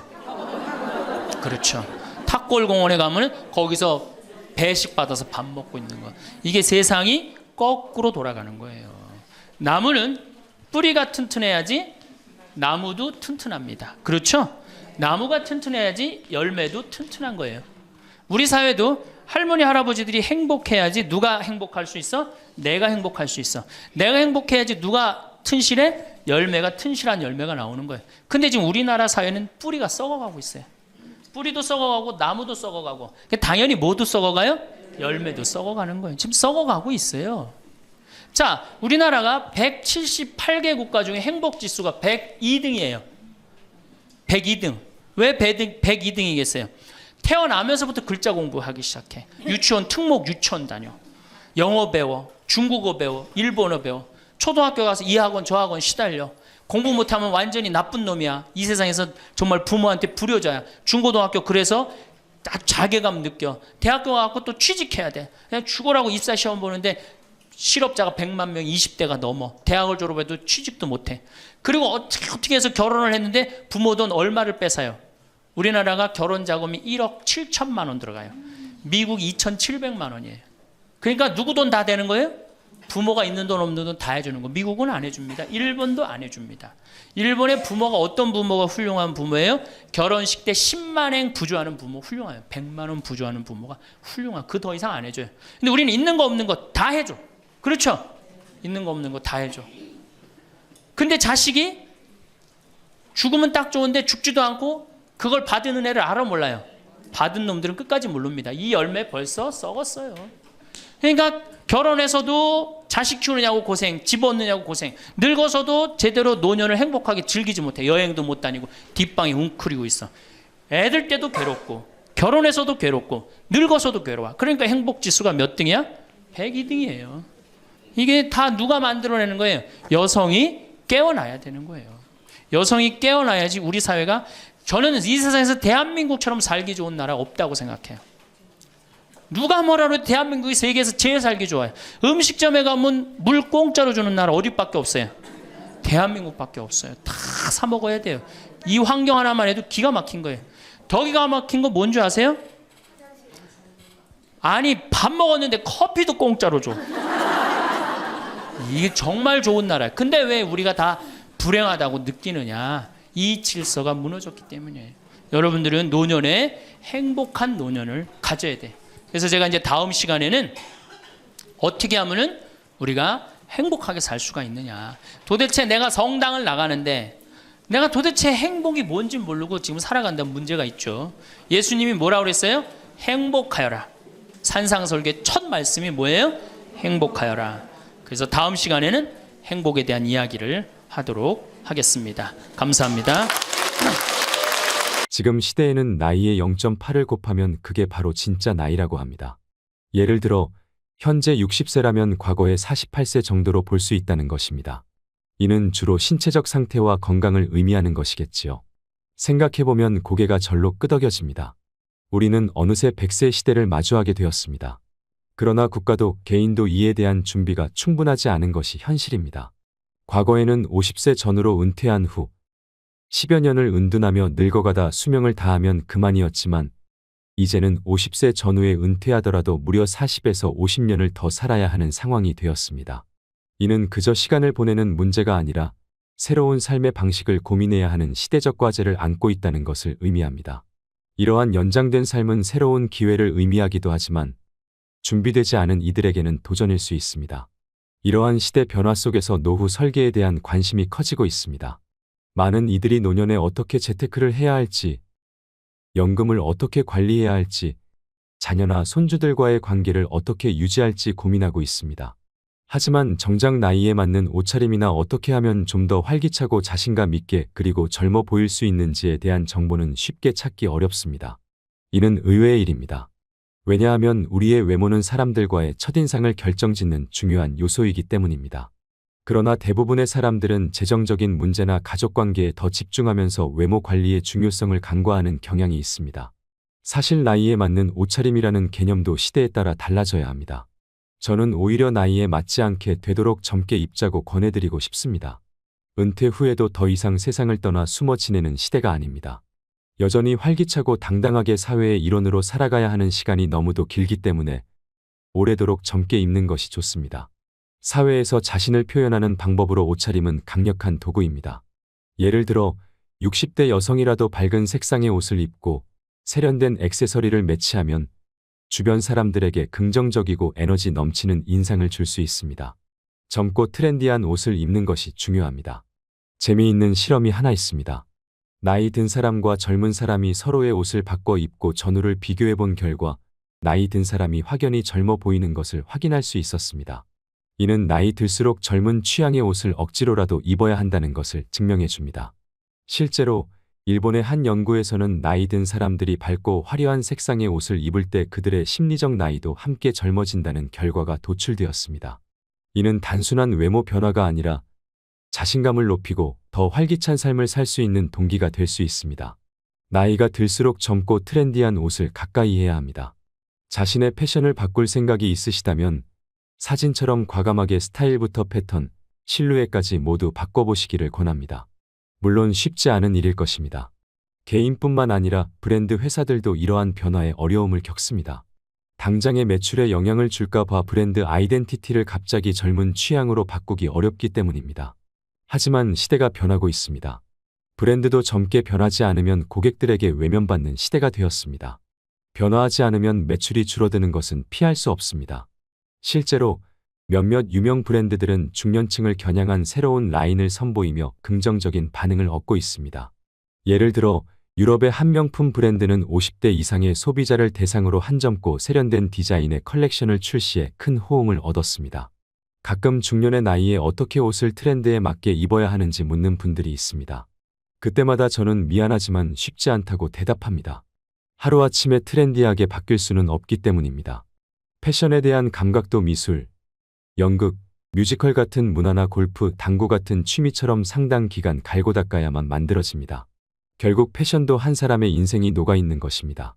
하지만 생각만 조금 바꾸고 새로운 패션에 도전하신다면 어제보다 나은 오늘의 모습을 만들어낼 수는 있습니다. 그러나 트렌디해진다는 것은 별개의 문제입니다. 일례로 최근 유행하는 스니커즈나 후드티 같은 캐주얼 아이템을 적절히 활용한다면 더 젊고 활기찬 이미지를 연출할 수 있습니다. 하지만 이것만으로 트렌디해진다는 것은 아닙니다. 그보다 중요한 것은 자신만의 스타일을 찾고 그것을 지속적으로 발전시키는 것입니다. 40에서 50대 중년에 갑자기 하루아침에 멋쟁이가 되기는 어렵습니다. 그렇다고 포기하지 마십시오. 조급해하지 않는 것이 중요합니다. 마침 100세 시대가 왔습니다. 이제 겨우 인생의 절반을 지나고 있을 뿐입니다. 인생의 반을 트렌드와 무관하게 살며 심지어 거리의 풍경마저 망쳐왔다면 나머지 인생의 절반은 거리의 미화를 위해서라도 트렌디해지면 어떨까요? 시작이 반입니다. 일단 시작해 보십시오. 당장은 어려울지 몰라도 신압으로 변하는 자신을 발견하는 것은 그리 어렵지 않을 것입니다. 예를 들어 주말마다 패션 잡지를 읽고 가까운 쇼핑몰에서 최신 트렌드를 살펴보는 습관을 들인다면 어느새 자신도 모르게 트렌디한 패션 감각이 생겨날 것입니다. 나이에 맞지 않게 옷을 입으십시오. 이를 위해서는 패션에 눈을 떠야 합니다. 일단 책방에 들러 패션 잡지 한두 권을 사보십시오. 그리고 인스타그램, 핀터레스트 영화, 심지어 음악 프로그램 등 다양한 소스에 관심을 가져보십시오. 차를 타고 창밖을 응시할 때나 거리를 걸을 때도 무심히 쳐다보거나 그냥 걷지 마십시오. 특히 패션 피플들이 많이 모이고 거니는 가로수길이나 로데오 거리, 홍대, 삼청동, 익선동 혹은 유명 쇼핑몰과 멋진 카페 같은 곳에 의도적으로라도 나가보십시오. 일단 눈부터 떠야 합니다.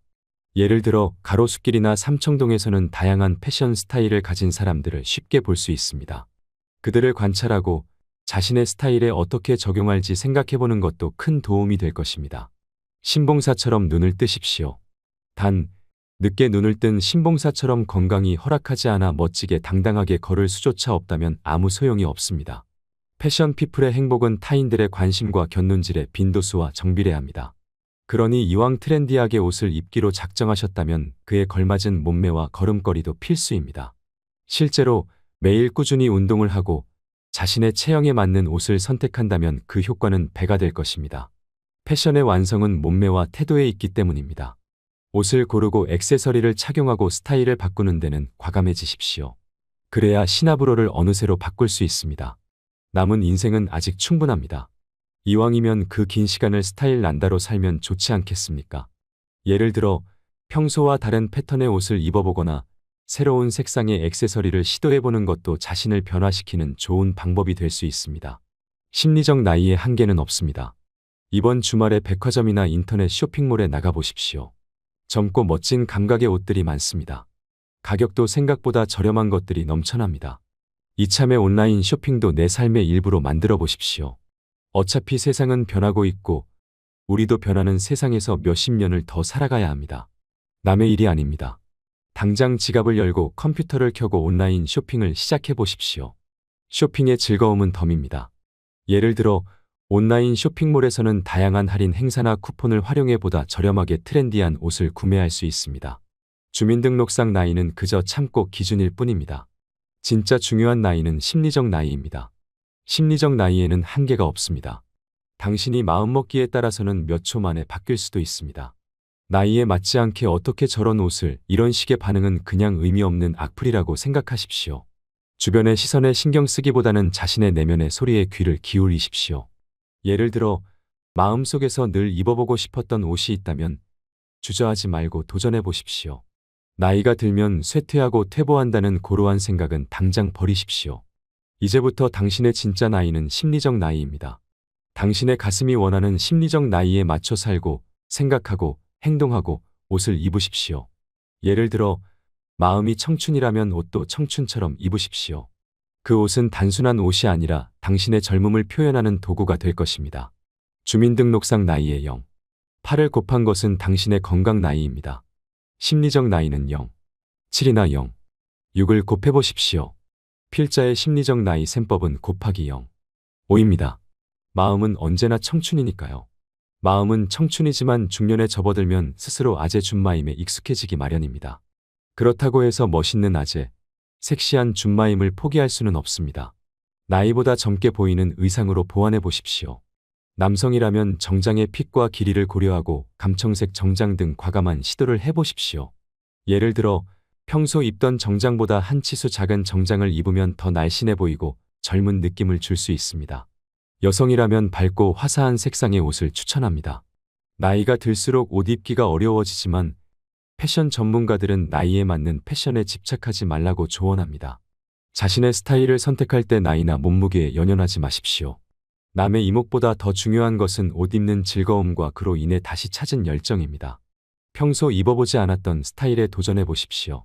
예를 들어 항상 회색이나 검정색 옷만 입었다면 이번에는 빨강이나 파랑 같은 원색을 선택해 보십시오. 새로운 실루엣에 도전하고 평소 지나쳤던 브랜드에도 도전해 보십시오. 세상은 빠르게 변하고 있습니다. 당신도 함께 변화하며 새로운 자신을 발견해 보십시오. 이제부터 진짜 나이는 주민등록상 나이가 아니라 심리적 나이입니다. 당신의 마음이 원하는 나이에 맞춰 옷을 입고 멋지게 살아가십시오. 예를 들어 이번 주말에는 그동안 시도하지 않았던 새로운 스타일의 옷을 입고 외출해 보십시오. 그 변화가 당신의 삶에 새로운 활력을 불어넣을 것입니다. 오늘 신부님의 강의를 듣고 나서 문득 마음이 따뜻해져서 이렇게 글을 남겨봅니다. 제가 살아오면서 이런 강의를 들을 기회가 몇 번이나 있었을까 싶은데 오늘은 정말로 마음에 쏙 들어오는 내용이 많았습니다. 특히나 제가 많이 공감했던 부분은 신부님께서 우리 모두에게 자신에게 잘해줘야 한다는 말씀을 하셨을 때였어요. 저는 평생을 가족을 위해 살아왔습니다. 젊은 시절부터 아이들을 키우고 남편을 뒷바라지하며 온갖 집안일을 도맡아 했지요. 지금도 자식들 걱정에 잠 못 이루는 밤이 많습니다. 그런데 오늘 신부님 말씀을 듣고 보니 참 나 자신에게는 그리 신경을 쓰지 않고 살았구나 싶더군요. 신부님이 하신 말씀이 있어요. 내가 나에게 잘해주지 않으면 누가 잘해줍니까? 이 말이 아직도 제 귀에 쟁쟁하게 남아 있습니다. 젊은 날 나도 남들처럼 나 자신에게 잘해줬다면 어땠을까요? 그때는 몰랐던 것들이 참 많았던 것 같아요.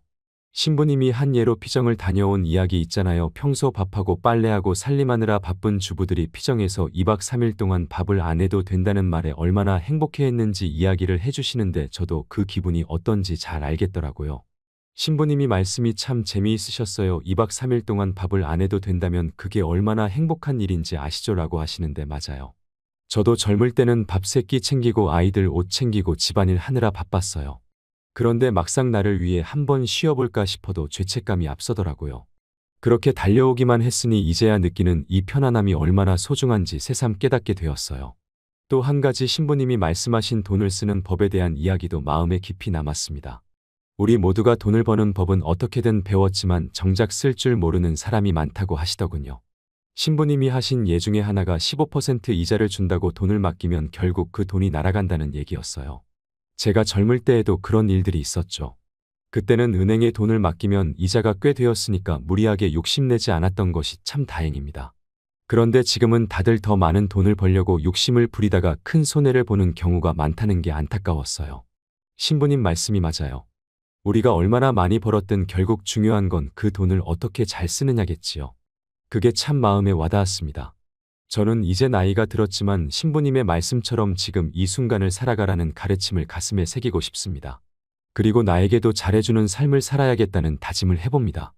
앞으로는 자식들에게만 신경 쓰는 것이 아니라 나 자신을 위해서도 무언가 해보려고 합니다. 예를 들어 매일 아침 산책을 나가보거나 오래 보고 싶었던 영화를 한 편 보러 가는 일 같은 것들이요. 신부님 말씀을 듣고 보니 이렇게 작은 것들도 나를 위한 선물이 될 수 있겠다는 생각이 들어요. 여러분도 한번 생각해 보세요. 지금까지 얼마나 자신을 돌보며 살아오셨나요? 혹시 저처럼 가족을 위해서만 달려오신 것은 아닌지요? 이제는 우리 모두가 자신에게도 잘해주는 삶을 살았으면 좋겠습니다. 나이 들어서 비로소 깨달은 이 진리가 조금 아쉽기도 하지만 늦지 않았다고 생각하려 합니다.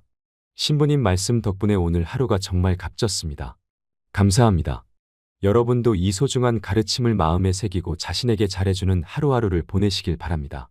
오늘도 서로에게 더 따뜻한 사회, 우리들의 행복한 노후를 바랍니다. 고요한 밤이었습니다. 여성이 깨어나야 정말로 우리 사회가 건강해지고 우리 나라도 건강해지고 가정도 건강해지고 교회도 건강해집니다. 근데 여성들이 깨닫지 못하는 게 있어요. 지금 내 자식을 잘 키우면 늙어서 호강할 거라는 무의식 속에 착각이 있습니다. 또 하나는 내가 이루지 못한 꿈을 자식이 이룰 수 있을 거다, 이루어 줄 거라는 착각을 해요. 그런데 자식이 10살까지만 자식이라고 그래요. 10살 넘어서부터는 뭐예요? 자기 의견이 있고 자기 생각이 있고 자기 주장이 있으면서 떠나가기 시작하죠. 떠나가고 계속 떠나가는 거예요. 끝까지. 나이를 먹으면 먹을수록 가까워지는 게 아니라 어떻게 돼요? 나이를 먹으면 먹을수록 점점 멀어지는 게 자식입니다. 그러니까 21세기에 이 노인의 시대가 이제 도래를 했습니다. 불란서는 120년 만에 고령화 사회로 진입을 합니다. 근데 우리나라는 26년 만에 진입을 해버려요. 무슨 얘기냐? 지금 50, 60, 70대 되신 분들 이제 안 죽고 그대로 가는 거예요. 네. 그냥 불란서는 120년 동안 고령화 사회가 되면서 조금 죽었다가 보충되고 죽었다 보충되면서 조금씩 늘어났는데 우리는 그대로 이제 안 죽으면서 그대로 다 같이 가는 거예요. 이게 큰일이죠. 그럼 왜 안 죽느냐? 칫솔하고 페니실린 때문에 안 죽는다고 그래요. 칫솔. 이 칫솔이 나오기 전에는 이들이 다 상하니까 먹지 못하니까 빨리 죽잖아요. 근데 지금은 칫솔이 있어갖고 보통 60, 65살까지 가고 그 다음에 또 이제 해 느니까. 그러니까 안 죽는 거예요. 영양 잘 공급되겠다. 페니실린이 있어갖고 뭐 병 들면 금방 고치겠다. 안 죽는 거예요. 얼마나 안 죽느냐? 지금부터 제가 하는 얘기를 잘 들으시기 바랍니다. 제가 경기도 광주 능평성당에 본당 신부로 있을 때 87살 먹은 루시아 할머니가 있었어요. 근데 이 할머니가 6.25 때 남으로 넘어왔어요. 근데 6.25 때 남편이 세상을 떠났어요. 그리고 아들 둘을 서울대 고대 상경대학을 졸업을 시켰어요. 혼자서 이렇게 아들들을 둘 다 은행장을 하고 있고 얼마나 할머니가 출세를 했어요. 그런데 이 할머니하고 아들 출세한 건 전혀 상관없어요. 이 할머니가 77부터 방에 들어누웠어요. 그러니까 10년 동안 방에 들어놓으면 무슨 생각밖에 안 들어요? 외롭고 정말로 아침부터 밤중까지 가만히 들어놓여 있는데 무슨 삶의 낙이 있겠어요? 살 만큼 살았는데. 그러면 내가 이제 할머니 손을 꼭 붙잡고 뭐라고 그러냐면, 할머니 걱정하지 마세요. 내가 성당 가서 어떻게 좀 해볼 테니까 걱정하지 마세요. 제가 그렇게 이제 할머니하고 봉송체를 한 6개월 동안 했는데 6개월 만에 아들이 밤에 전화가 왔어요. 신부님, 우리 어머니 돌아가실 것 같다는 거예요. 왜 그러냐 그러니까 화장실에서 넘어져갖고 갈빗대 2대가 부러진 거예요. 근데 이 할머니가 87인데 몸이 말랐어요. 갈빗대 2대 부러지면은 그 나이에 똑 부러졌다고 그러는데 거의 즉사예요. 80 넘어갖고 뼈 부러지면 뼈가 안 붙어서 죽는 경우가 되게 많거든요. 그래서 내가 이제 병자 가방을 들고 쫓아갔어요, 할머니한테. 그랬더니 할머니가 막 숨을 몰아 쉬더라고요. 그래도 제가 보좌 신부를 16,000명, 13,000명 이런 데 보좌 신부도 하고 본당 신부도 한 4,000명, 5,000명 해갖고 또 병자 성사를 많이 해갖고 딱 보면 알아요. 3개월 갈 거다, 한 달 갈 거다. 그래서 내가 아들한테 그래요. 한 3개월 갈 것 같으니까 3개월 정도 준비하라. 그럼 3개월에 어김없이 딱 가는 거예요. 근데 그 할머니를 딱 보는데 그날을 못 넘기겠더라고요. 그래서 이제 할머니 손을 붙잡고, 할머니 나하고 오늘 못 넘길 것 같으니까 나하고 총 고해성사 하자. 할머니 하느님이 열심히 믿었고 좀 아들도 훌륭하게 잘 키웠고 매일 그렇게 묵주기도 했으니까 내 생각에는 할머니 직천당이다. 오늘 돌아가시면 바로 오늘 하늘나라 올라가시는데 가면은 요셉 성인도 보고 베드로 성인도 보고 싶은 남편도 보고 성모님도 보고 예수님도 보고 내 안부도 전해줘라. 바로 가니까. 네. 할머니는 내 손을 꼭 붙잡고 뭐라 그러냐, 신부님 그동안 너무 고마웠다는 거예요. 올 때마다 사탕도 갖고 오고 선물도 갖고 오고 내 얘기도 들어주고 그래도 외롭지 않게 신부님 왔을 땐 행복했다는 거예요. 그래서 이제 내가 할머니 손을 잡고, 할머니 장례미사 내가 잘 해줄 테니까 강론도 잘하고 걱정하지 말아라. 하여튼 직천당 가서 이제 안부도 전해주고 내가 강론 잘 해줄 테니까 걱정하지 말고 잘 가셔라. 할머니는 그동안 너무너무 고마웠다. 그러면서 이제 서로 손을 꼭 잡고 죽기로 이제 합의를 이제 봤어요. 이제.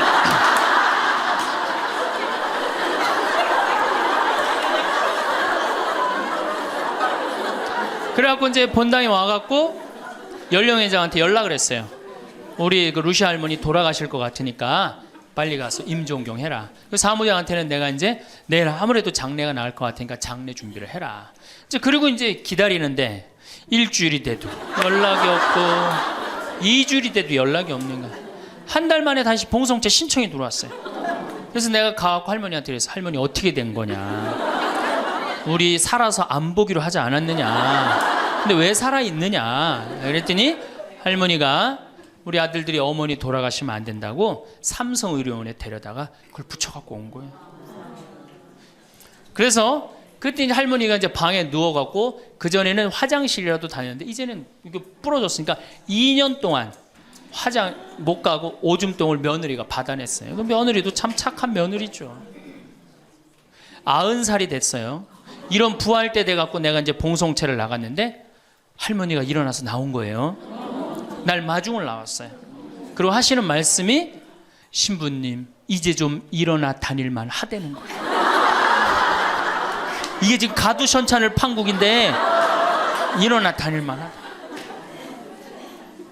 92살이 됐는데 이 할머니가 내가 성당을 줬는데 성당 어떻게 줬는지 구경하고 싶다고 이게 이불을 뒤집어 쓰고 성탄 전야미사에 나왔어요. 이제는 안 죽어요. 여러분들 정말로 내가 보통 이게 30년을 한 세대로 봅니다. 그렇죠?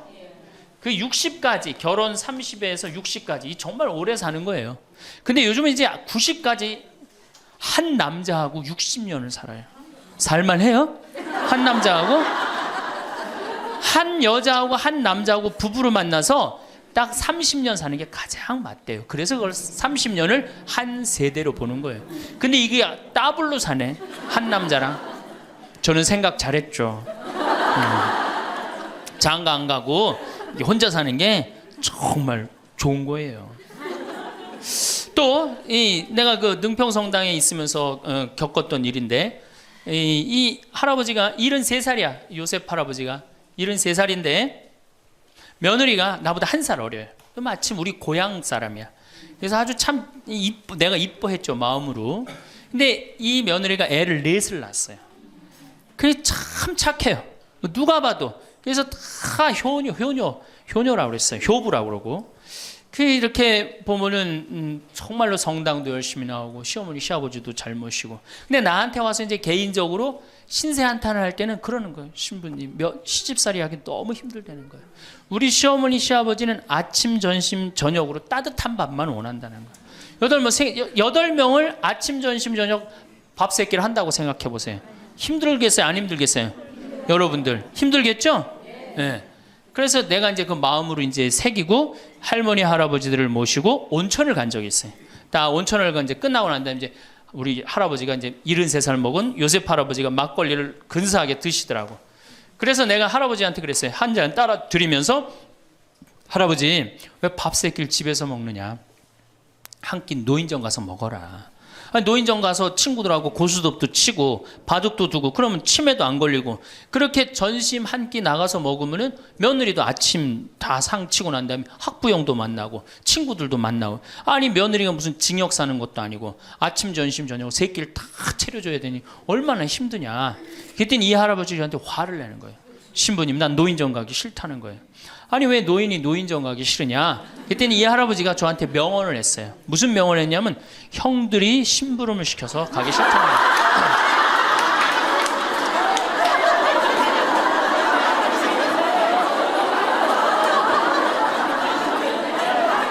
아니 무슨 73세 형들이 심부름을 시키냐. 그랬더니 아 신부님 모르는 소리 하지 마세요.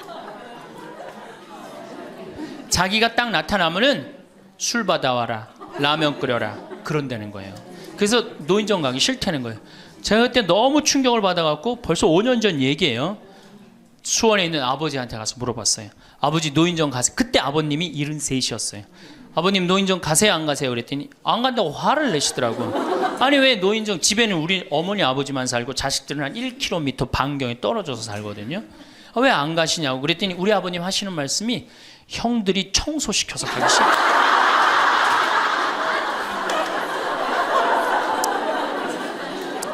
제가 알아보니까 75살 이하를 청노인이라고 그래요. 청년 노인이라는 거예요. 청년 노인. 이제 안 죽어요. 제가 여기 3년 전에 수원 고등동 성당에 95살 먹은 할머니가 오셔갖고 래프팅 하고 가셨어요. 배 타는 거 있죠? 그래서 내가 그때 그랬어. 할머니 참 죽기 전에 이렇게 래프팅도 하고 가니까 너무 좋다고 그랬더니 그 할머니가 나도 원이 없다고 이렇게 이 나이에 래프팅 배 타고 강에 래프팅을 했다고. 작년에 97인데 또 와서 또 하고 갔어요. 그러니까 여러분들 100살 산다는 거 지금 막연한 얘기가 아니에요. 여러분들 100살 산다는 게 확실하게 여러분들은 앞으로 남은 인생이 50년 남아있어요. 이렇게 오래 살 줄 모르고 지금부터 이제 중요한 얘기예요. 지금부터 잘 들어요. 지금부터 이렇게 오래 살 줄 모르고 있는 돈 없는 돈 자식한테 다 물려줬어. 얼마를 물려주느냐. 이게 이제 큰일이에요. 자식 대학 하나 졸업시키는데 2억 5천 들어갑니다. 둘 졸업시키면 5억이에요. 부부가 은퇴해서 죽을 때까지 우리가 지금 필요한 현금이 5억이에요. 자식 둘 대학만 안 보내면 뭐예요? 딱 노후대책연금 딱 확보하는 거예요. 그런데 우리가 지금 자식들 정말로 보낼 애들을 대학에 보내느냐. 지금 여러분들 20대 실업자가 100만 명이 넘어요. 걔네들 다 대학 나온 애들이에요. 독일은요. 얘가 똑똑하고 안 똑똑하고 중학교 때 갈라버려요. 그래서 대학 나오는 사람 별로 없어요. 그리고 중학교 때 머리 나쁜 놈은 어떻게 해? 아이 기술 배워갖고 기술을 배워갖고 월급 별 차이 없어요. 근데 우리는 돌머리든 돌머리가 아니든 다 대학을 가잖아요. 그러니 이름으로 대학은 나왔고 기름칠하는 일을 하기 싫고 그 취직을 안 하는 거죠. 이걸 한량이라고 그럽니다. 한량. 그러니까 공장에는 일할 사람이 없고 실업자는 흘러넘치고, 그래서 공장에 일할 사람을 채우기 위해서 캄보디아, 베트남에서 사람들이 오고, 이게 우리나라가 망조로 가는 길 아닙니까? 여러분들 대학 공부할 애들이 사실은 몇 명이나 돼요. 그러니까 내가 깡통이야. 깡통인지 안 깡통인지 여기 지금 젊은 엄마들 꽤 왔는데 딱 보면 알아요, 몰라요? 알죠? 내가 정말로 1등을 하는 애인지 꼴등을 하는 애인지 금방 드러나잖아요. 여러분들이 포기를 못해서 그렇지. 이 깡통한테 있는 돈 없는 돈 다 쏟아붓어. 그래갖고 이 깡통이 천재가 되면 모르는데 겨우 원서만 넣으면 되는 대학을 나왔단 말이야. 그래갖고 취직을 못해. 그래갖고 놀고 있어. 근데 중요한 건 내 주머니가 이 깡통한테 쏟아 넣느냐고. 내 주머니가 뭐가 됐어? 깡통이 됐어. 이 집 뭐 하는 집안이에요? 깡통 차는 집안 되는 거예요. 생각 잘 하셔야 됩니다. 태양은 두 번 아름다워요. 뜰 때 아름답고 질 때 아름다워요. 근데 태양은 제가 뜨는 태양을 아주 구름 한 점 없는 뜨는 태양을 보면 뜰 땐 후딱 떠버려요. 이상하게. 근데 질 때 보면은 참 하염 없이 져요. 우리 인생하고 똑같아요. 우리도 태어날 때 귀한 대접을 받고 죽을 때 귀한 대접을 받아야 돼. 근데 태어날 때는 후딱 뜨는데 이게 죽을 땐 60부터 죽지도 않으면서 하염없이 진단 말이에요. 그러니 여러분들 이렇게 돈도 안 모아놓고 죽지도 않고, 이 문제 심각하지 않아요? 이제 나이를 먹으면 세 가지가 이제 고통이 옵니다. 첫 번째, 몸이 아파요. 그렇죠? 60년, 70년 썼으면은 눈도 안 보이고 귀도 안 들리고 허리도 아프고, 그렇죠? 네, 아픈 데 많아요. 그러니까 자꾸 짜증을 부립니다. 짜증을 자꾸 부리고 신경질을 자꾸 부려요. 그러니까 할머니들이 나이를 먹으면 먹을수록 도사가 돼야 되는데 나이를 먹으면 먹을수록 점점 애가 돼가는 거예요. 그러니까 손자 손녀들이 맨날 할머니 보고, 우리 할머니 맨날 신경질 부린다고. 생각해보세요. 머리 하얗지, 얼굴 쭈글쭈글해지, 이빨은 빠져갖고 여기도 쭈글쭈글해지. 웃어도 전찬을 판국에 거기서 막 신경질 부리고 짜증 부리면 어느 자식이 그걸 보면서 행복해하고 오랫동안 좋은 마음으로 모실 수 있어요. 그래서 저는 90살 넘은 장례미사, 90살 먹은 할머니 장례미사를 본당 신부가 해줬는데 며느리가 70이다. 그러면은 본당 신부는 장례미사 하자마자 바로 교황청에 연락해갖고 이 70 먹은 며느리, 90살까지 모시고 산 이 며느리 바로 교황청에 연락해서 시성식 해줘야 돼. 이 며느리. 본당 신부 꼭 할 일이에요. 기적 심사 필요 없어요. 그냥 90살까지 모시고 산 것만 해도 뭐예요? 기적이에요, 기적. 안 버리고. 제가 어저께 식사하면서 잠깐 그런 얘기 들었는데, 필리핀에 자식이 집 팔고 들어오면은 모시겠다고 그러는데 버린 자식이 있었다며요. 그리고 또 뭐 캐나다에 며칠 전에 또 어디에서 나왔다고 그러더라고. 자식이 그렇게. 여러분들 그게요 남 얘기 아니에요. 여기 노인대학 많이 온다고 그러죠. 제가 노인대학은 1박 2일을 합니다. 그럼 제가 이런 강의를 끝나면 절 찾아오는 할머니들이 참 많아요. 신부님 내 얘기입니다. 그러면서 쫙 얘기하면 어떤 자식까지 있느냐면 생활 그 보조금 나오는 것까지 뺏어가는 자식들이 있어요. 여러분들 얘기야 무슨 아이고 여러분들 지금 자식 걱정할 때가 아니에요. 자, 몸이 아프면은 이제 이가 이제 문제가 생겨요. 그렇죠? 치과에를 갑니다. 치과에를 갔더니 의사 선생님이 하시는 말씀이, 할머니 틀니로 하려면 300만 원, 걸으려면 500만 원, 임플란트로 하려면 3천만 원입니다. 이 돈 있어요, 없어요? 없습니다. 그러니까 추석 전에 아들한테 전화를 합니다. 한 달 전에, 얘야 내가 요새 이가 아파갖고 소화도 안 되고 골도 아프고 잠도 안 온다. 그럼 아들놈이 딱 알아들어야 돼요. 우리 어머니 이가 없어서 나한테 이해해달라나 보다. 이렇게 알아들어야 되는데, 지금 40대, 50대, 30대 된 자식들 중에 자기 어머니, 늙은 노모, 노부, 어금니 몇 개 빠진 거 아는 사람 얼마나 있어요? 없어요. 열어보지 않는 한 얼마나 알아요? 여러분들 지금 우리 엄마, 아버지 어금니 정확하게 몇 개 빠진 거 아는 분들 몇 분이나 계세요? 없어요. 얼마 전에 한 분이 손 들고 나는 안다고 그러더라고. 어떻게 아냐고 그러니까 몽창 빠져갖고 하나도.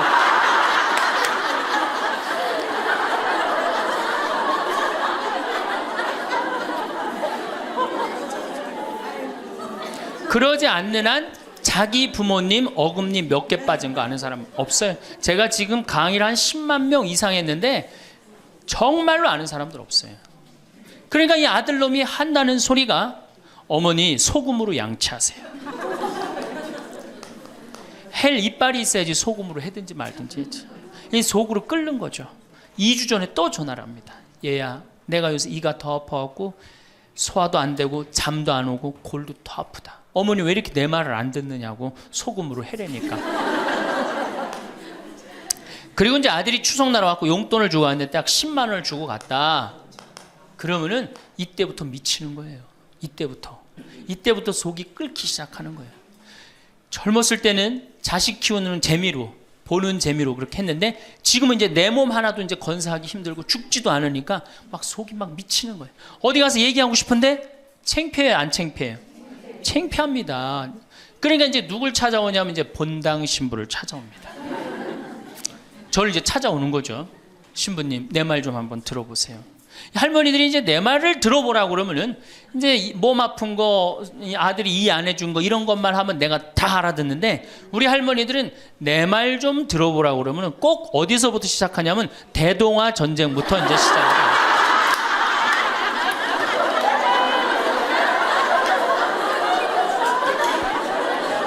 이래야지 이제 속이 풀리는 거예요. 내가 신부님 대동아 전쟁에 시집 와갖고 노숟가락 뺏긴 얘기, 시집살이 한 얘기, 정말 고생한 얘기. 그래서 신부님 이제 해방이 됐어요. 해방이 돼갖고 좀 살만한가 했더니 글쎄 6.25가 터지지 않았어. 6.25 아직 이빨 얘기 나오려면 멀었어요. 이제 6.25 일사후퇴 얘기. 그리고 이제 53년부터 참 우리 지금 70대 80대 된 할머니 할아버지들한테 잘해야 돼요. 53년부터 62년까지 똥구멍이 찢어지게 가난하게 고생한 얘기 합니다. 전 정말 몰랐어요.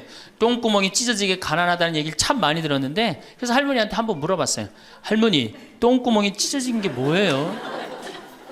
신부님, 말도 마십시오. 6.25 전쟁 때 여러분들 2차 세계대전에 쏟아놓은 폭탄을, 그거 남은 폭탄 다 우리나라에 다 쏟아붓어요. 그러니 전쟁 끝나고 뭐가 있어요? 전부 다 폐허가 돼갖고 아무것도 없죠. 가을에 우리나라가 한 85% 이상이 소장농이에요. 겨우 자기 해 먹을 거 그것밖에 안 됐어요. 전쟁 끝나고 9월에 이제 추수를 합니다. 9월에 추수를 하면 먹을 게 언제 떨어져요? 2월에 떨어져요. 그럼 보리는 언제 펴요? 5월에. 여러분도 오시면서 보리밭 보셨어요? 보리밭 이렇게 있는 거. 5월에 이제 보리가 피면은 2, 3, 4, 5월을 견뎌야 되는데 먹을 게 있어요? 없죠. 그러니까 산에 풀뿌리 캐서 먹고 나물 캐서 먹고 그것도 모자라면 이제 뭐를 캐서 먹느냐면 소나무 껍질 안에 하얀 속살 그거를 이제 벗긴다 그래요. 그걸 벗겨갖고 말린다 그래요. 말려갖고 그걸 간대요. 할머니들 옛날 할머니들 생각나시죠? 그걸 갈아갖고 국에 넣어서 먹으면 국이 빨간데 국을 먹으면 배가 부르대. 또 거기다 밥을 해서 먹어도 배가 그렇게 부르대. 옛날엔 배가 고파 죽겠는데 배 부르면 최고 아니에요. 배는 이제 먹었는데 이제 배는 부르는데 문제는 이게 섬유질이 엄청나게 강한 거예요. 이게 야채나 뭐 채소나 과일의 섬유질하고 틀리대요. 그래갖고 이제 이게 들어가면 소화가 안 되고 딱딱하게 굳는 거예요. 수분이 빠지고. 대장에 가면 이제 딱딱한 돌덩어리로 굳는 거예요. 그 딱딱한 돌덩어리로 굳은 걸 빼내려고 그러니 똥구멍이 찢어지는 거예요. 신부님, 똥구멍이 찢어지게 가난하게 고생한 얘기. 그리고 이제 내가 자식들을 이제 내 자식만은 고생을 시키지 않으려고 정말 내가 먹고 싶은 거, 쓰고 싶은 거, 다니고 싶은 거 안 하고 논 팔고 소 팔고 정말로 고생해서 내 자식을 키워놨는데 내가 늙어서 이해해달라고 그러는데 아니 이 10만 원을 갖다 줬습니다. 신부님 억울해서 못 살겠다. 분해서 못 살겠다. 그 얘기를 해요. 이 얘기가 사실 남 얘기가 아니에요. 제 얘기예요. 제 얘기. 제가 아버님 70살 때 종합검진을 해드렸어요. 종합검진을 이렇게 해드렸는데 깜짝 놀랐어요. 결과를 보고 어금니가 하나도 없으신 거예요. 어금니가 하나도 없어. 그러니까 아버지 제가 맨날 이렇게 갈비집에 가서 갈비 사드릴 때 뭘로 드셨느냐고 그랬더니 아들 신부가 사주는 거라 앞니로 그냥 대충 씹어갖고 삼켰다는 거예요. 정말 기가 막히죠. 내가 전국에 다니면서 강의를 이렇게 했는데 내 아버지 입 빠진 건 모르고 참 창피하더라고요. 그래서 마침 내가 이제 치과 의사 하나를 세례를 줬어요. 그래서 불렀어요. 내가 너 세례를 줬는데 내가 네 세례를 주면 내가 네 영적인 아버지다. 근데 우리 육적인 아버지가 이가 하나도 없다. 돈은 내가 요것밖에 없으니까 네가 아버지다 생각하고 완벽하게 해놔라. 뭐 가장 정성을 들여서 해놔라. 내가 뭐 그 병원도 축성도 해주고 다 해줬으니까. 그래갖고 정말 아버지 하듯이 아버지라고 그래라 그냥. 그래 아버지 하듯이 거의 1년 동안 매주일 공사를 한 거죠. 그래갖고 완벽하게 해드렸어요.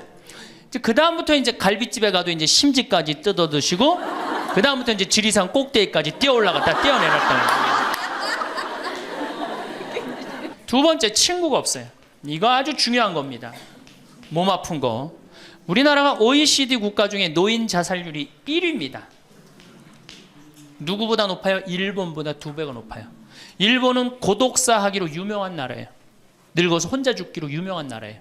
근데 우리나라는 그 나라보다 자살률이 2배가 높아요. 왜? 경제적인 이유 때문에.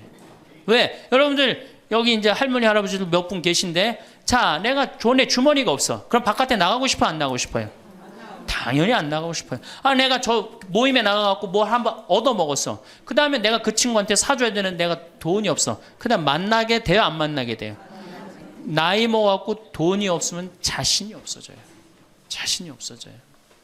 그러니까 여러분들 자식 초등학생이 학원비가 50만 원, 지금 중학생이 70만 원, 고등학생이 90만 원이에요.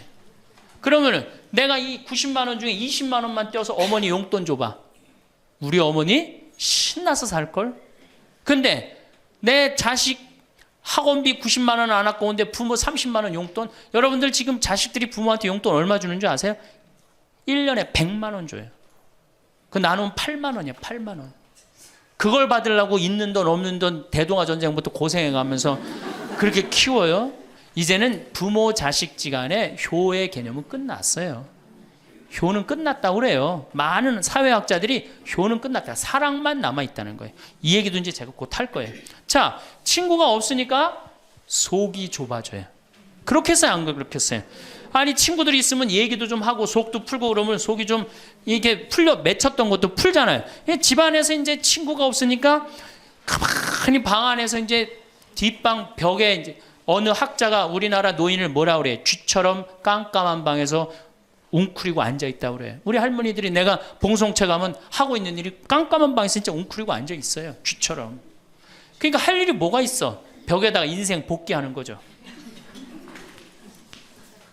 대동아 전쟁 생각하고 한숨 한 번 쉬고 6.25 생각하고 한숨 한 번 쉬고 이빨 안 해준 거 생각하고 한숨 한 번 쉬고 여름에 냉면을 먹고 싶어.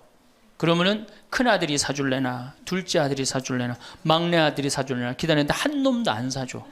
그러면 언제 그걸 갖고 있다가 터트려요? 추석 때 터트립니다. 내가 옆집 할망구는 그 자식들이 와서 갈비도 사주고 냉면도 사줬다는데 나는 자식이 6, 7인데 나한테 냉면 사주는 자식 하나도 없다고. 냉면이 얼마나 해요?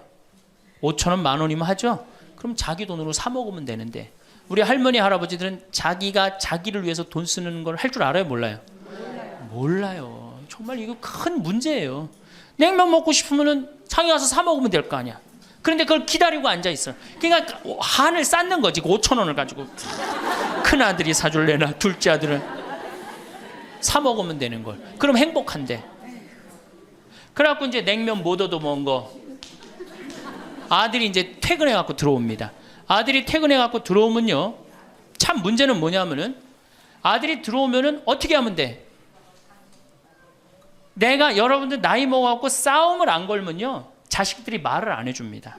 그러니까 아들하고 싸움을 거는 거예요. 너 이빨 10년 전에 안 해줘갖고 나 이거 쪼글쪼글 해갖고 이제 아무것도 못한다 그러더라. 아들이 듣다 어머니 그만하세요. 한 번만 하면 100번째예요. 그럼 이게 안 먹히나 보다 그래서 방에 들어왔고 또 이제 벽에다 복귀한 것 중에 그래 냉면 못 얻어먹은 거 들고 쫓아나가. 옆집 할망구 냉면도 얻어먹었다는 난 냉면도 못 얻어먹었다. 그럼 아들이 한마디 합니다. 어머니 그러려면 나가 죽어라. 몸 아프죠? 친구 없죠? 뭐만 남으냐면 자존심만 남습니다. 근데 그 자존심에 나가 죽어라? 그럼 미치는 거예요. 어디 가서 자식이 나가 죽으라 그러는데 얘기할 때가 있어요 없어요? 여러분들 나가 죽으라 그러는 거 아들이 50%, 며느리가 16%, 딸이 14%, 그 다음에 늙은 부부가 서로 나가 죽으라고 20%. 나가 죽으라는 말 듣는 비율이 그렇대요. 그냥 어디 가서 얘기하긴 창피하고 또 이제 본당 신불 또 찾아옵니다. 이제. 그래서 저한테 얘기를 해요. 신부님 내 말 좀 들어보라고. 이제 할머니가 이제 또 내 말 좀 들어보라고 그러면 이제 또 대동아 전쟁부터 이제 시작을 합니다. 해방 6.25 똥구멍이 찢어지게 가는. 내가 이렇게 키웠는데 나부로 나가 죽으라고 그런다고. 이제 늙었으니까 필요 없다고 나부로 나가 죽으라고 그런다고. 여러분들 그런 소리 이제 듣습니다. 왜 죽지도 않고 이렇게 오래 사느냐고. 분명히 자식들한테 그런 소리 들어요. 100살까지 산다고 생각해봐요. 그것도 자식한테 얹혀서 100살 산다고 생각해보세요. 이제는 자식하고 늙어서 같이 산다는 생각은 꿈도 꾸면 안 돼요. 늙어서 이제 나 어떻게 살아야 돼? 나 혼자 자식한테 폐 안 끼치고 오래 사는 게 누구하고 좋은 관계 유지하는 거야? 자식하고 좋은 관계 유지하는 거예요. 어쨌든 나가 죽으라 그러니까 이제 미치는 거죠. 그래갖고 이제 다 듣고 이제 할머니가 나한테 그래. 신부님 나 꽃동네 좀 바래다 줄라. 난 자존심 상해서 저 집에서 도저히 못 살겠다. 그럼 내가 할머니한테 그래. 할머니 꽃동네는 아무나 가는 게 아니에요. 안 돼요. 그저 새벽에 그 꽃동네 앞에 내려다만 주면 그 다음부터 내가 다 알아서 할 테니까 신부님은 꽃동네 앞에까지만 바래다 달. 내가 이제 다 듣다가 할머니한테 그래요. 할머니 그 자식 키웠을 때 속상한 적 있었어요 없었어요? 속상한 적 많았죠. 7살 10살 미운 오리 새끼 그때 말 안 들을 때 할머니 그 아들한테 속상한 뭐라고 그러셨어요? 그렇지 나가 죽어라 그랬죠. 네. 할머니 그냥 나가 죽으라고만 그랬어요? 아니요 나가 되져라.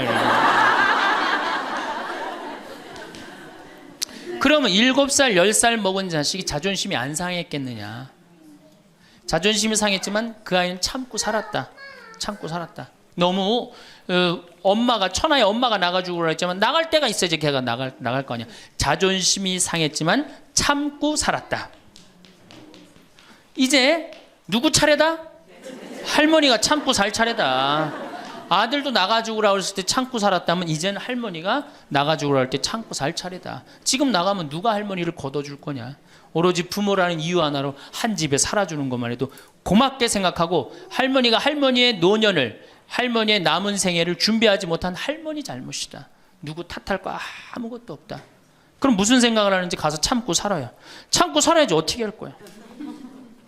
이제 안 죽으면서 진짜 문제가 발생합니다. 여기 뒤에 계신 분들 잘 들으세요. 우리나라는 안사람, 바깥사람 제도가 있어요. 그렇죠? 그래갖고 안사람은 안에서 애 놓다 죽었어요. 그렇죠? 애 키우다. 우리나라 지금도 변함없습니다. 안사람은 안에서 애 키우냐고 정신이 없어. 남편 신경 안 씁니다. 바깥사람 바깥에서 돈 벌다 죽었어요. 옛날에는 부부 갈등이 없었어요. 왜? 만날 일이 있어야지. 안사람 안에서 애 놓다 죽고 바깥사람 바깥에 돈 벌다 죽었으니까 만나야지 갈등이 생길 거 아니야. 서양은 20대만 나왔고 안 맞으면 30대 바꾸고 30대만 나왔고 안 맞으면 40대 바꾸고 40대만 나왔고 안 맞으면 50대 바꾼 부부가 애인같이 살아요.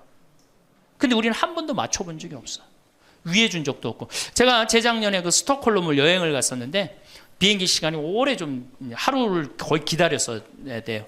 그래서 이제 저녁 비행기를 타려고 저녁 한 5시쯤에 라운지에서 이제 음식을 시켜서 먹고 있는데 내 앞에 60쯤 된 초로의 할아버지하고 초로의 할머니가 서로 끌어안고 뽀뽀를 하는데요. 이 남자가 이 이마야 눈에다 뽀뽀 한번 하고 I love you 하니 하고 입에다 뽀뽀하고 I love you 하니 하고 목에다 뽀뽀 1시간 이렇게 쪽쪽 빨아요. 걔네들은 그렇게 살고 그렇게 살아야만이 살아요. 근데 우리는 안 사람 안에서 애 키우다 죽고 바깥 사람은 바깥에서 돈 벌다 죽으니까 서로 사랑을 할 시간이 없어. 근데 상관없었어. 왜? 평균 연령 38세, 46세 때는 아무 문제 없었어요. 그렇죠? 죽으면 끝이니까. 근데 이제 안 죽으면서 문제가 발생을 해요. 직장에서 너는 이제 그만 사회에서 쓸모가 없으니까 집으로 가라. 그래갖고 이 바깥 사람을 고홈 집으로 보낸단 말이야. 그래갖고 이제 안방에 이제 이 바깥 사람이 딱 앉아 있는 거예요. 그래갖고 안방에서 안 사람이 되는 거예요. 집안에 안 사람이 둘이 되는 거예요. 이게 아내가 뭐예요? 태양이라는 뜻이거든요. 집안의 태양을 아내라고 그러잖아요. 이 집안의 태양이 둘이니 이게 사이가 좋아요. 그리고 우리 남자들이 여자한테 하니 I love you 뽀뽀 쫙쫙 해대면서 그렇게 해요. 여러분들 사랑한다는 얘기 들어요, 안 들어요? 이게 우리의 큰 문제예요. 사랑한다는 말도 안 듣고. 이 우리나라 남자들은 부인을 위한 이벤트를 할 줄 몰라요. 그러니까 이게 어떻게 있느냐면 가을 젖은 낙엽 땅바닥에 붙어 있듯이 쫙 부인한테 붙어 있으면서 밥 새끼 따박따박 그냥 받아 먹고 끝난단 말이야. 설거지를 하기라나 뭘 하기라나. 그러니 미치는 거죠. 그러니까 할머니들이 저한테 진짜 할머니들이 그런 얘기 많이 해요. 아유 정말 30년 40년 동안 밥 해야 되는 거 지겹다고. 지겹죠. 설거지를 해기래나 뭐 사랑한다고 말을 해기래나 뽀뽀를 해주기래나 그냥 소리나 뻑뻑 지르고 침부림이나 시키고. 근데 이 할아버지가 어떤 할아버지가 갑자기 심장마비로 죽었어요. 그냥 얼마나 할머니가 좋아. 심장마비로 죽었으니. 병원에 가니까 의사가 딱 청진길 대더니 할아버지 돌아가셨다고 심장마비로. 이제 간호사한테 다 처리해갖고 냉도실로 모시라고. 영안실로. 그래갖고 이제 영안실로 이렇게 할머니가 이제 이렇게 할아버지 뒤를 따라가는데 이 할아버지가 가다가 깨어난 거예요. 깨어나갖고 이제 할머니가 뒤 따라온단 말이야. 그러니까 나 좀 살아났으니까 얘기 좀 해달라고 막 그러니까 이 할머니가 못 들은 척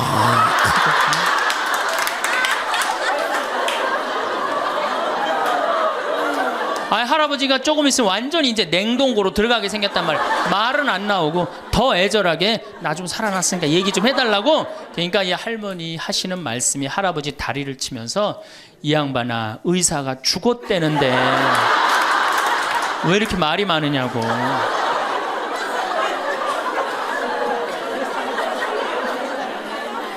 반대로 우리 여성들, 우리나라 이 여성 아내들이 남편한테 잘하느냐? 여러분들 남편한테 잘하세요? 여러분들 남편이 바깥에 나가면 왕 대접받는 남편이 얼마나 있을 것 같아요? 없습니다. 그럼 층층샷 나가면 섬기는 사람이에요. 굽신거려야 되는 사람이고. 근데 아침에 출근할 때 정말로 내 남편이 전쟁하러 나가는데 정말로 왕 대접하고 내보내는 부인이 얼마나 돼요? 이러지 않으면 다행이지. 머리 막 부시시 해갖고 막 사자 머리를 해갖고 머리 끝에는 밥풀 하나 딱 이렇게 붙여놓고 여보 다녀와. 퇴근을 했는데 아직도 그 부시시한 머리를 가지고 테레비를 보고 앉아있다. 어느 남자가 집에 들어오고 싶겠어요. 여기 평창에 대유라는 룸사롱이 오픈했어. 작년에 서울 아가씨 항시 30명 대기 이렇게. 그러면 여러분들 남편이 어디 가면은 왕대접 받아요. 그러니까 여러분들이 남편을 룸사롱으로 내모느냐 집안으로 끌어들이냐 누구한테 달려있는 거야? 여러분들한테 달려있어요. 그런데 그래서 일주일에 한 번 남편을 위해서 요리를 하라는 거예요. 부인이 정말로 지혜로운 부인은 요리를 한 번씩 하라는 거예요. 그래서 낙지볶음도 하고 요새 그 텔레비에 보면 이렇게 홍어 이렇게 삭힌 것도 많이 홈쇼핑으로 보내주잖아요.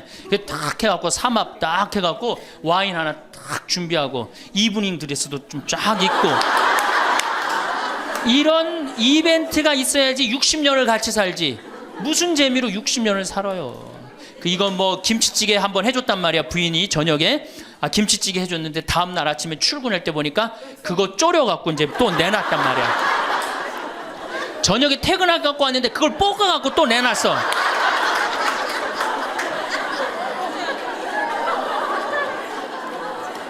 여러분들 자식한테 쏟는 거 반만 남편한테 해보세요.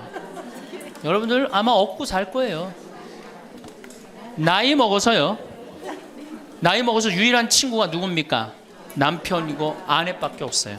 제가 평택에서 본당 신부를 할 때 할머니 한 분이 남편이 평생 바람 피고 노름하고 술 먹고 나가서 딴살림했어요. 근데 이 할아버지가 늙어갖고 중풍이 걸린 거예요. 중풍이 걸려갖고 반신불수가 되고 집에 들어온 거예요. 그러니 이 할머니가 믿겠어요, 안 믿겠어요? 밉죠. 나만 보면은 빨리 죽었으면 좋겠다. 매일 입버름처럼 했어요. 그러니까 이 할아버지가 또 말도 못하는 중풍이 이제 와갖고 고해성사를 이제 이렇게 할머니하고 할아버지하고 같이 들어와요. 그래갖고 이제 할머니가 이제 할아버지 잘못한 걸 다 나한테 얘기를 해줘요. 그러면은 할아버지가 그걸 받아들이면 되는데 안 받아들입니다. 할머니를 때리는 거예요. 내가 언제 그랬느냐. 그러니 난 내가 봐도 야, 저 할아버지 양심도 없구나. 그냥 젊었을 때 저러더니 늙어서 고해를 대신까지 해주는데 얼마나 고마워. 그런데도 그냥 그 할머니를 때리고 저렇게 구박을 하니 참 정말 빨리 죽었으면 좋겠다. 그런 생각을 했어요. 근데 그 할아버지가 돌아가셨어요. 마침 내가 있을 때. 그래서 내가 장례 미사를 해주고 할머니 손을 꼭 잡고 그랬어요. 할머니 이제 그동안 고생 많이 했으니까 이제 편안하게 집에 가서 이제 행복하게 쉬시라고 남은 여생. 그래갖고 이제 할머니를 보냈는데 그 밤 11시에 할머니가 전화를 했어요. 신부님 우리 집에 좀 와달라는 거예요. 한참 자는데. 왜 그러시냐고 그러니까 그 병상에 누워있던 남편이 없으니까 이 집이 그렇게 무섭고 쓸쓸하고 외롭고 허전하다는 거야. 지금 빨리 와서 기도를 해달라는 거야. 그래서 자다가 또 옷도 갈아입고 이제 내가 가고 그 할머니 이제 안수기도 해주고 이제 손잡고 기도해주고 오면서 늙어서 남편이 죽는다. 그날로 여러분들은 아무것도 아니에요. 완전히 홀로 되는 거예요. 그러니까 정말로 귀하게 지금 자식을 귀하게 해줘야 돼. 남편을 귀하게 해줘야 돼. 그러니까 오늘 당장 집에 가고 학원 끊어요. 학원 끊고 대학 다닌 자식 있으면 당장 휴학시키세요. 자, 맨 마지막으로 이제 돈이 없어. 이게 이제 제일 큰 문제죠. 그렇죠? 돈만 있으면 어떻게 해요? 자식하고 관계가 굉장히 좋습니다. 돈만 있으면. 어느 정도로 좋으냐? 작년에 내가 여기 우리 생태마을에 콩을 계약 재배를 했어요. 계약 재배를 했는데 1억 원어치 정도 콩을 샀어요. 그런데 제가 무슨 일이 좀 생겨갖고 돈이 없어졌어요. 있던 돈이. 그 돈이 이제 한 2달이나 3달 후에 나오는데 농민들은 빨리 돈을 달라는 거예요. 이 계약 재배해갖고 왜 안 주냐. 그래갖고 쩔쩔 매는데 꼭 요맘때예요. 우리 어머니가 딱 오시더니 아들이 막 쩔쩔 매고 사람들이 막 농민들이 왔다 갔다 하는 걸 보고 왜 그러시냐고 신부님. 그래서 내가 원래 계약 재배를 했는데 돈이 원래 한 2억이 들어오기로 했는데 그 돈이 안 들어왔고 내가 지금 못 줘서 지금 너무너무 당황스럽다고 그냥 그 얘기만 저는 했어요. 근데 어머니가 일주일 동안 있기로 하셨는데 그냥 집에 가시더라고요. 우리 누나한테 가자 그랬더니 차로 가셨어요. 다음날 어머니가 전화를 하셨어요. 신부님 내가 그 돈 해서 보냈다는 거예요. 하루 만에 어머니가 그 엄청난 돈을 해서 보낸 거예요. 아들이 그냥 뭐 그런 거 고생하는 거 보기 싫은 거지. 그래갖고 그 돈을 해갖고 싹 일주일 만에 싹 정리했어요. 나는 어머니가 얼마나 고마운 줄 몰라요. 저는요 우리 어머니가요 안 죽었으면 좋겠어요.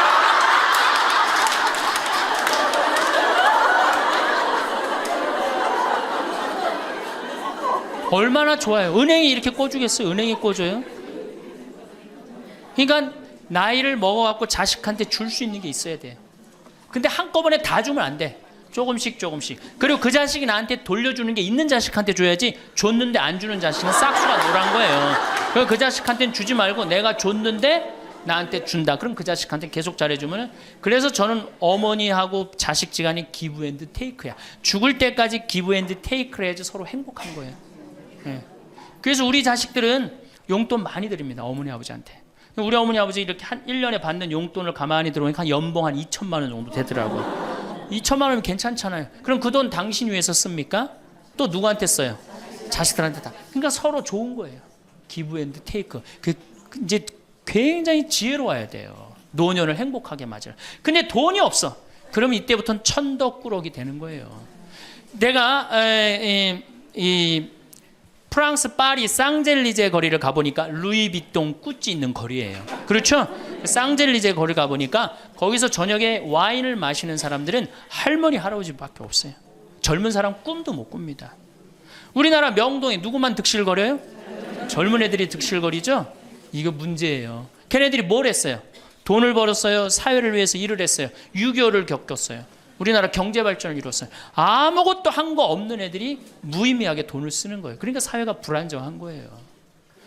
이태리 로마의 라보나 광장이라고 있어요. 라보나 광장에 가보면요, 거기도 저녁에 할머니 할아버지 팔짱 다 7, 8분이 팔짱 끼고 숄 딱 거치고 와요. 그리고 와인 마셔. 젊은 애들은 꿈도 못 꿔요. 제가 오스트리아 비엔나에 비올라 공부하는 아이, 너 내가 맛있는 거 사줄게. 제일 좋은 데 가자. 그랬더니 시청 근처가 제일 식당이 좋대. 17명이 밥을 먹는데 15명이 할머니 할아버지예요.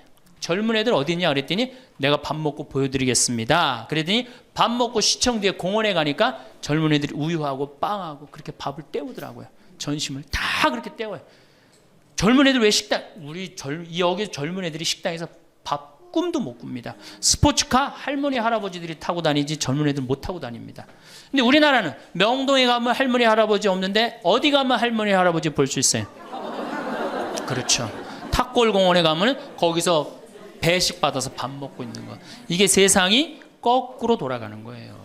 나무는 뿌리가 튼튼해야지 나무도 튼튼합니다. 그렇죠? 나무가 튼튼해야지 열매도 튼튼한 거예요. 우리 사회도 할머니 할아버지들이 행복해야지 누가 행복할 수 있어? 내가 행복할 수 있어. 내가 행복해야지 누가 튼실해? 열매가 튼실한 열매가 나오는 거예요. 근데 지금 우리나라 사회는 뿌리가 썩어가고 있어요. 뿌리도 썩어가고 나무도 썩어가고 당연히 뭐도 썩어가요? 열매도 썩어가는 거예요. 지금 썩어가고 있어요. 자, 우리나라가 178개 국가 중에 행복지수가 102등이에요. 102등. 왜 102등이겠어요? 태어나면서부터 글자 공부하기 시작해. 유치원 특목 유치원 다녀. 영어 배워. 중국어 배워. 일본어 배워. 초등학교 가서 이 학원 저 학원 시달려.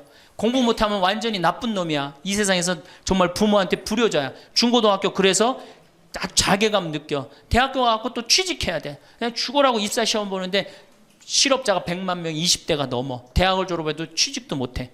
그리고 어떻게 해서 결혼을 했는데 부모 돈 얼마를 뺏어요? 우리나라가 결혼 자금이 1억 7천만 원 들어가요. 미국 2,700만 원이에요. 그러니까 누구 돈 다 되는 거예요? 부모가 있는 돈 없는 돈 다 해주는 거. 미국은 안 해줍니다. 일본도 안 해줍니다. 일본의 부모가 어떤 부모가 훌륭한 부모예요? 결혼식 때 10만엔 부조하는 부모 훌륭해요. 100만 원 부조하는 부모가 훌륭한. 그 더 이상 안 해줘요. 근데 우리는 있는 거 없는 거 다 해줘. 그렇죠? 있는 거 없는 거 다 해줘. 근데 자식이 죽으면 딱 좋은데 죽지도 않고 그걸 받은 은혜를 알아 몰라요. 받은 놈들은 끝까지 모릅니다. 이 열매 벌써 썩었어요. 그러니까 결혼해서도 자식 키우느냐고 고생, 집 얻느냐고 고생, 늙어서도 제대로 노년을 행복하게 즐기지 못해. 여행도 못 다니고 뒷방에 웅크리고 있어. 애들 때도 괴롭고 결혼해서도 괴롭고 늙어서도 괴로워. 그러니까 행복지수가 몇 등이야? 102등이에요. 이게 다 누가 만들어내는 거예요? 여성이 깨어나야 되는 거예요. 여성이 깨어나야지 우리 사회가, 저는 이 세상에서 대한민국처럼 살기 좋은 나라 없다고 생각해요. 누가 뭐라 해도 대한민국이 세계에서 제일 살기 좋아요. 음식점에 가면 물 공짜로 주는 나라 어디밖에 없어요? 대한민국밖에 없어요. 다 사 먹어야 돼요. 이 환경 하나만 해도 기가 막힌 거예요. 더 기가 막힌 거 뭔지 아세요? 아니 밥 먹었는데 커피도 공짜로 줘. 이게 정말 좋은 나라예요. 근데 왜 우리가 다 불행하다고 느끼느냐? 이 질서가 무너졌기 때문이에요. 여러분들은 노년에 행복한 노년을 가져야 돼. 그래서 제가 이제 다음 시간에는 어떻게 하면은 우리가 행복하게 살 수가 있느냐. 도대체 내가 성당을 나가는데 내가 도대체 행복이 뭔지 모르고 지금 살아간다는 문제가 있죠. 예수님이 뭐라고 그랬어요? 행복하여라. 산상설계 첫 말씀이 뭐예요? 행복하여라. 그래서 다음 시간에는 행복에 대한 이야기를 하도록 하겠습니다. 감사합니다.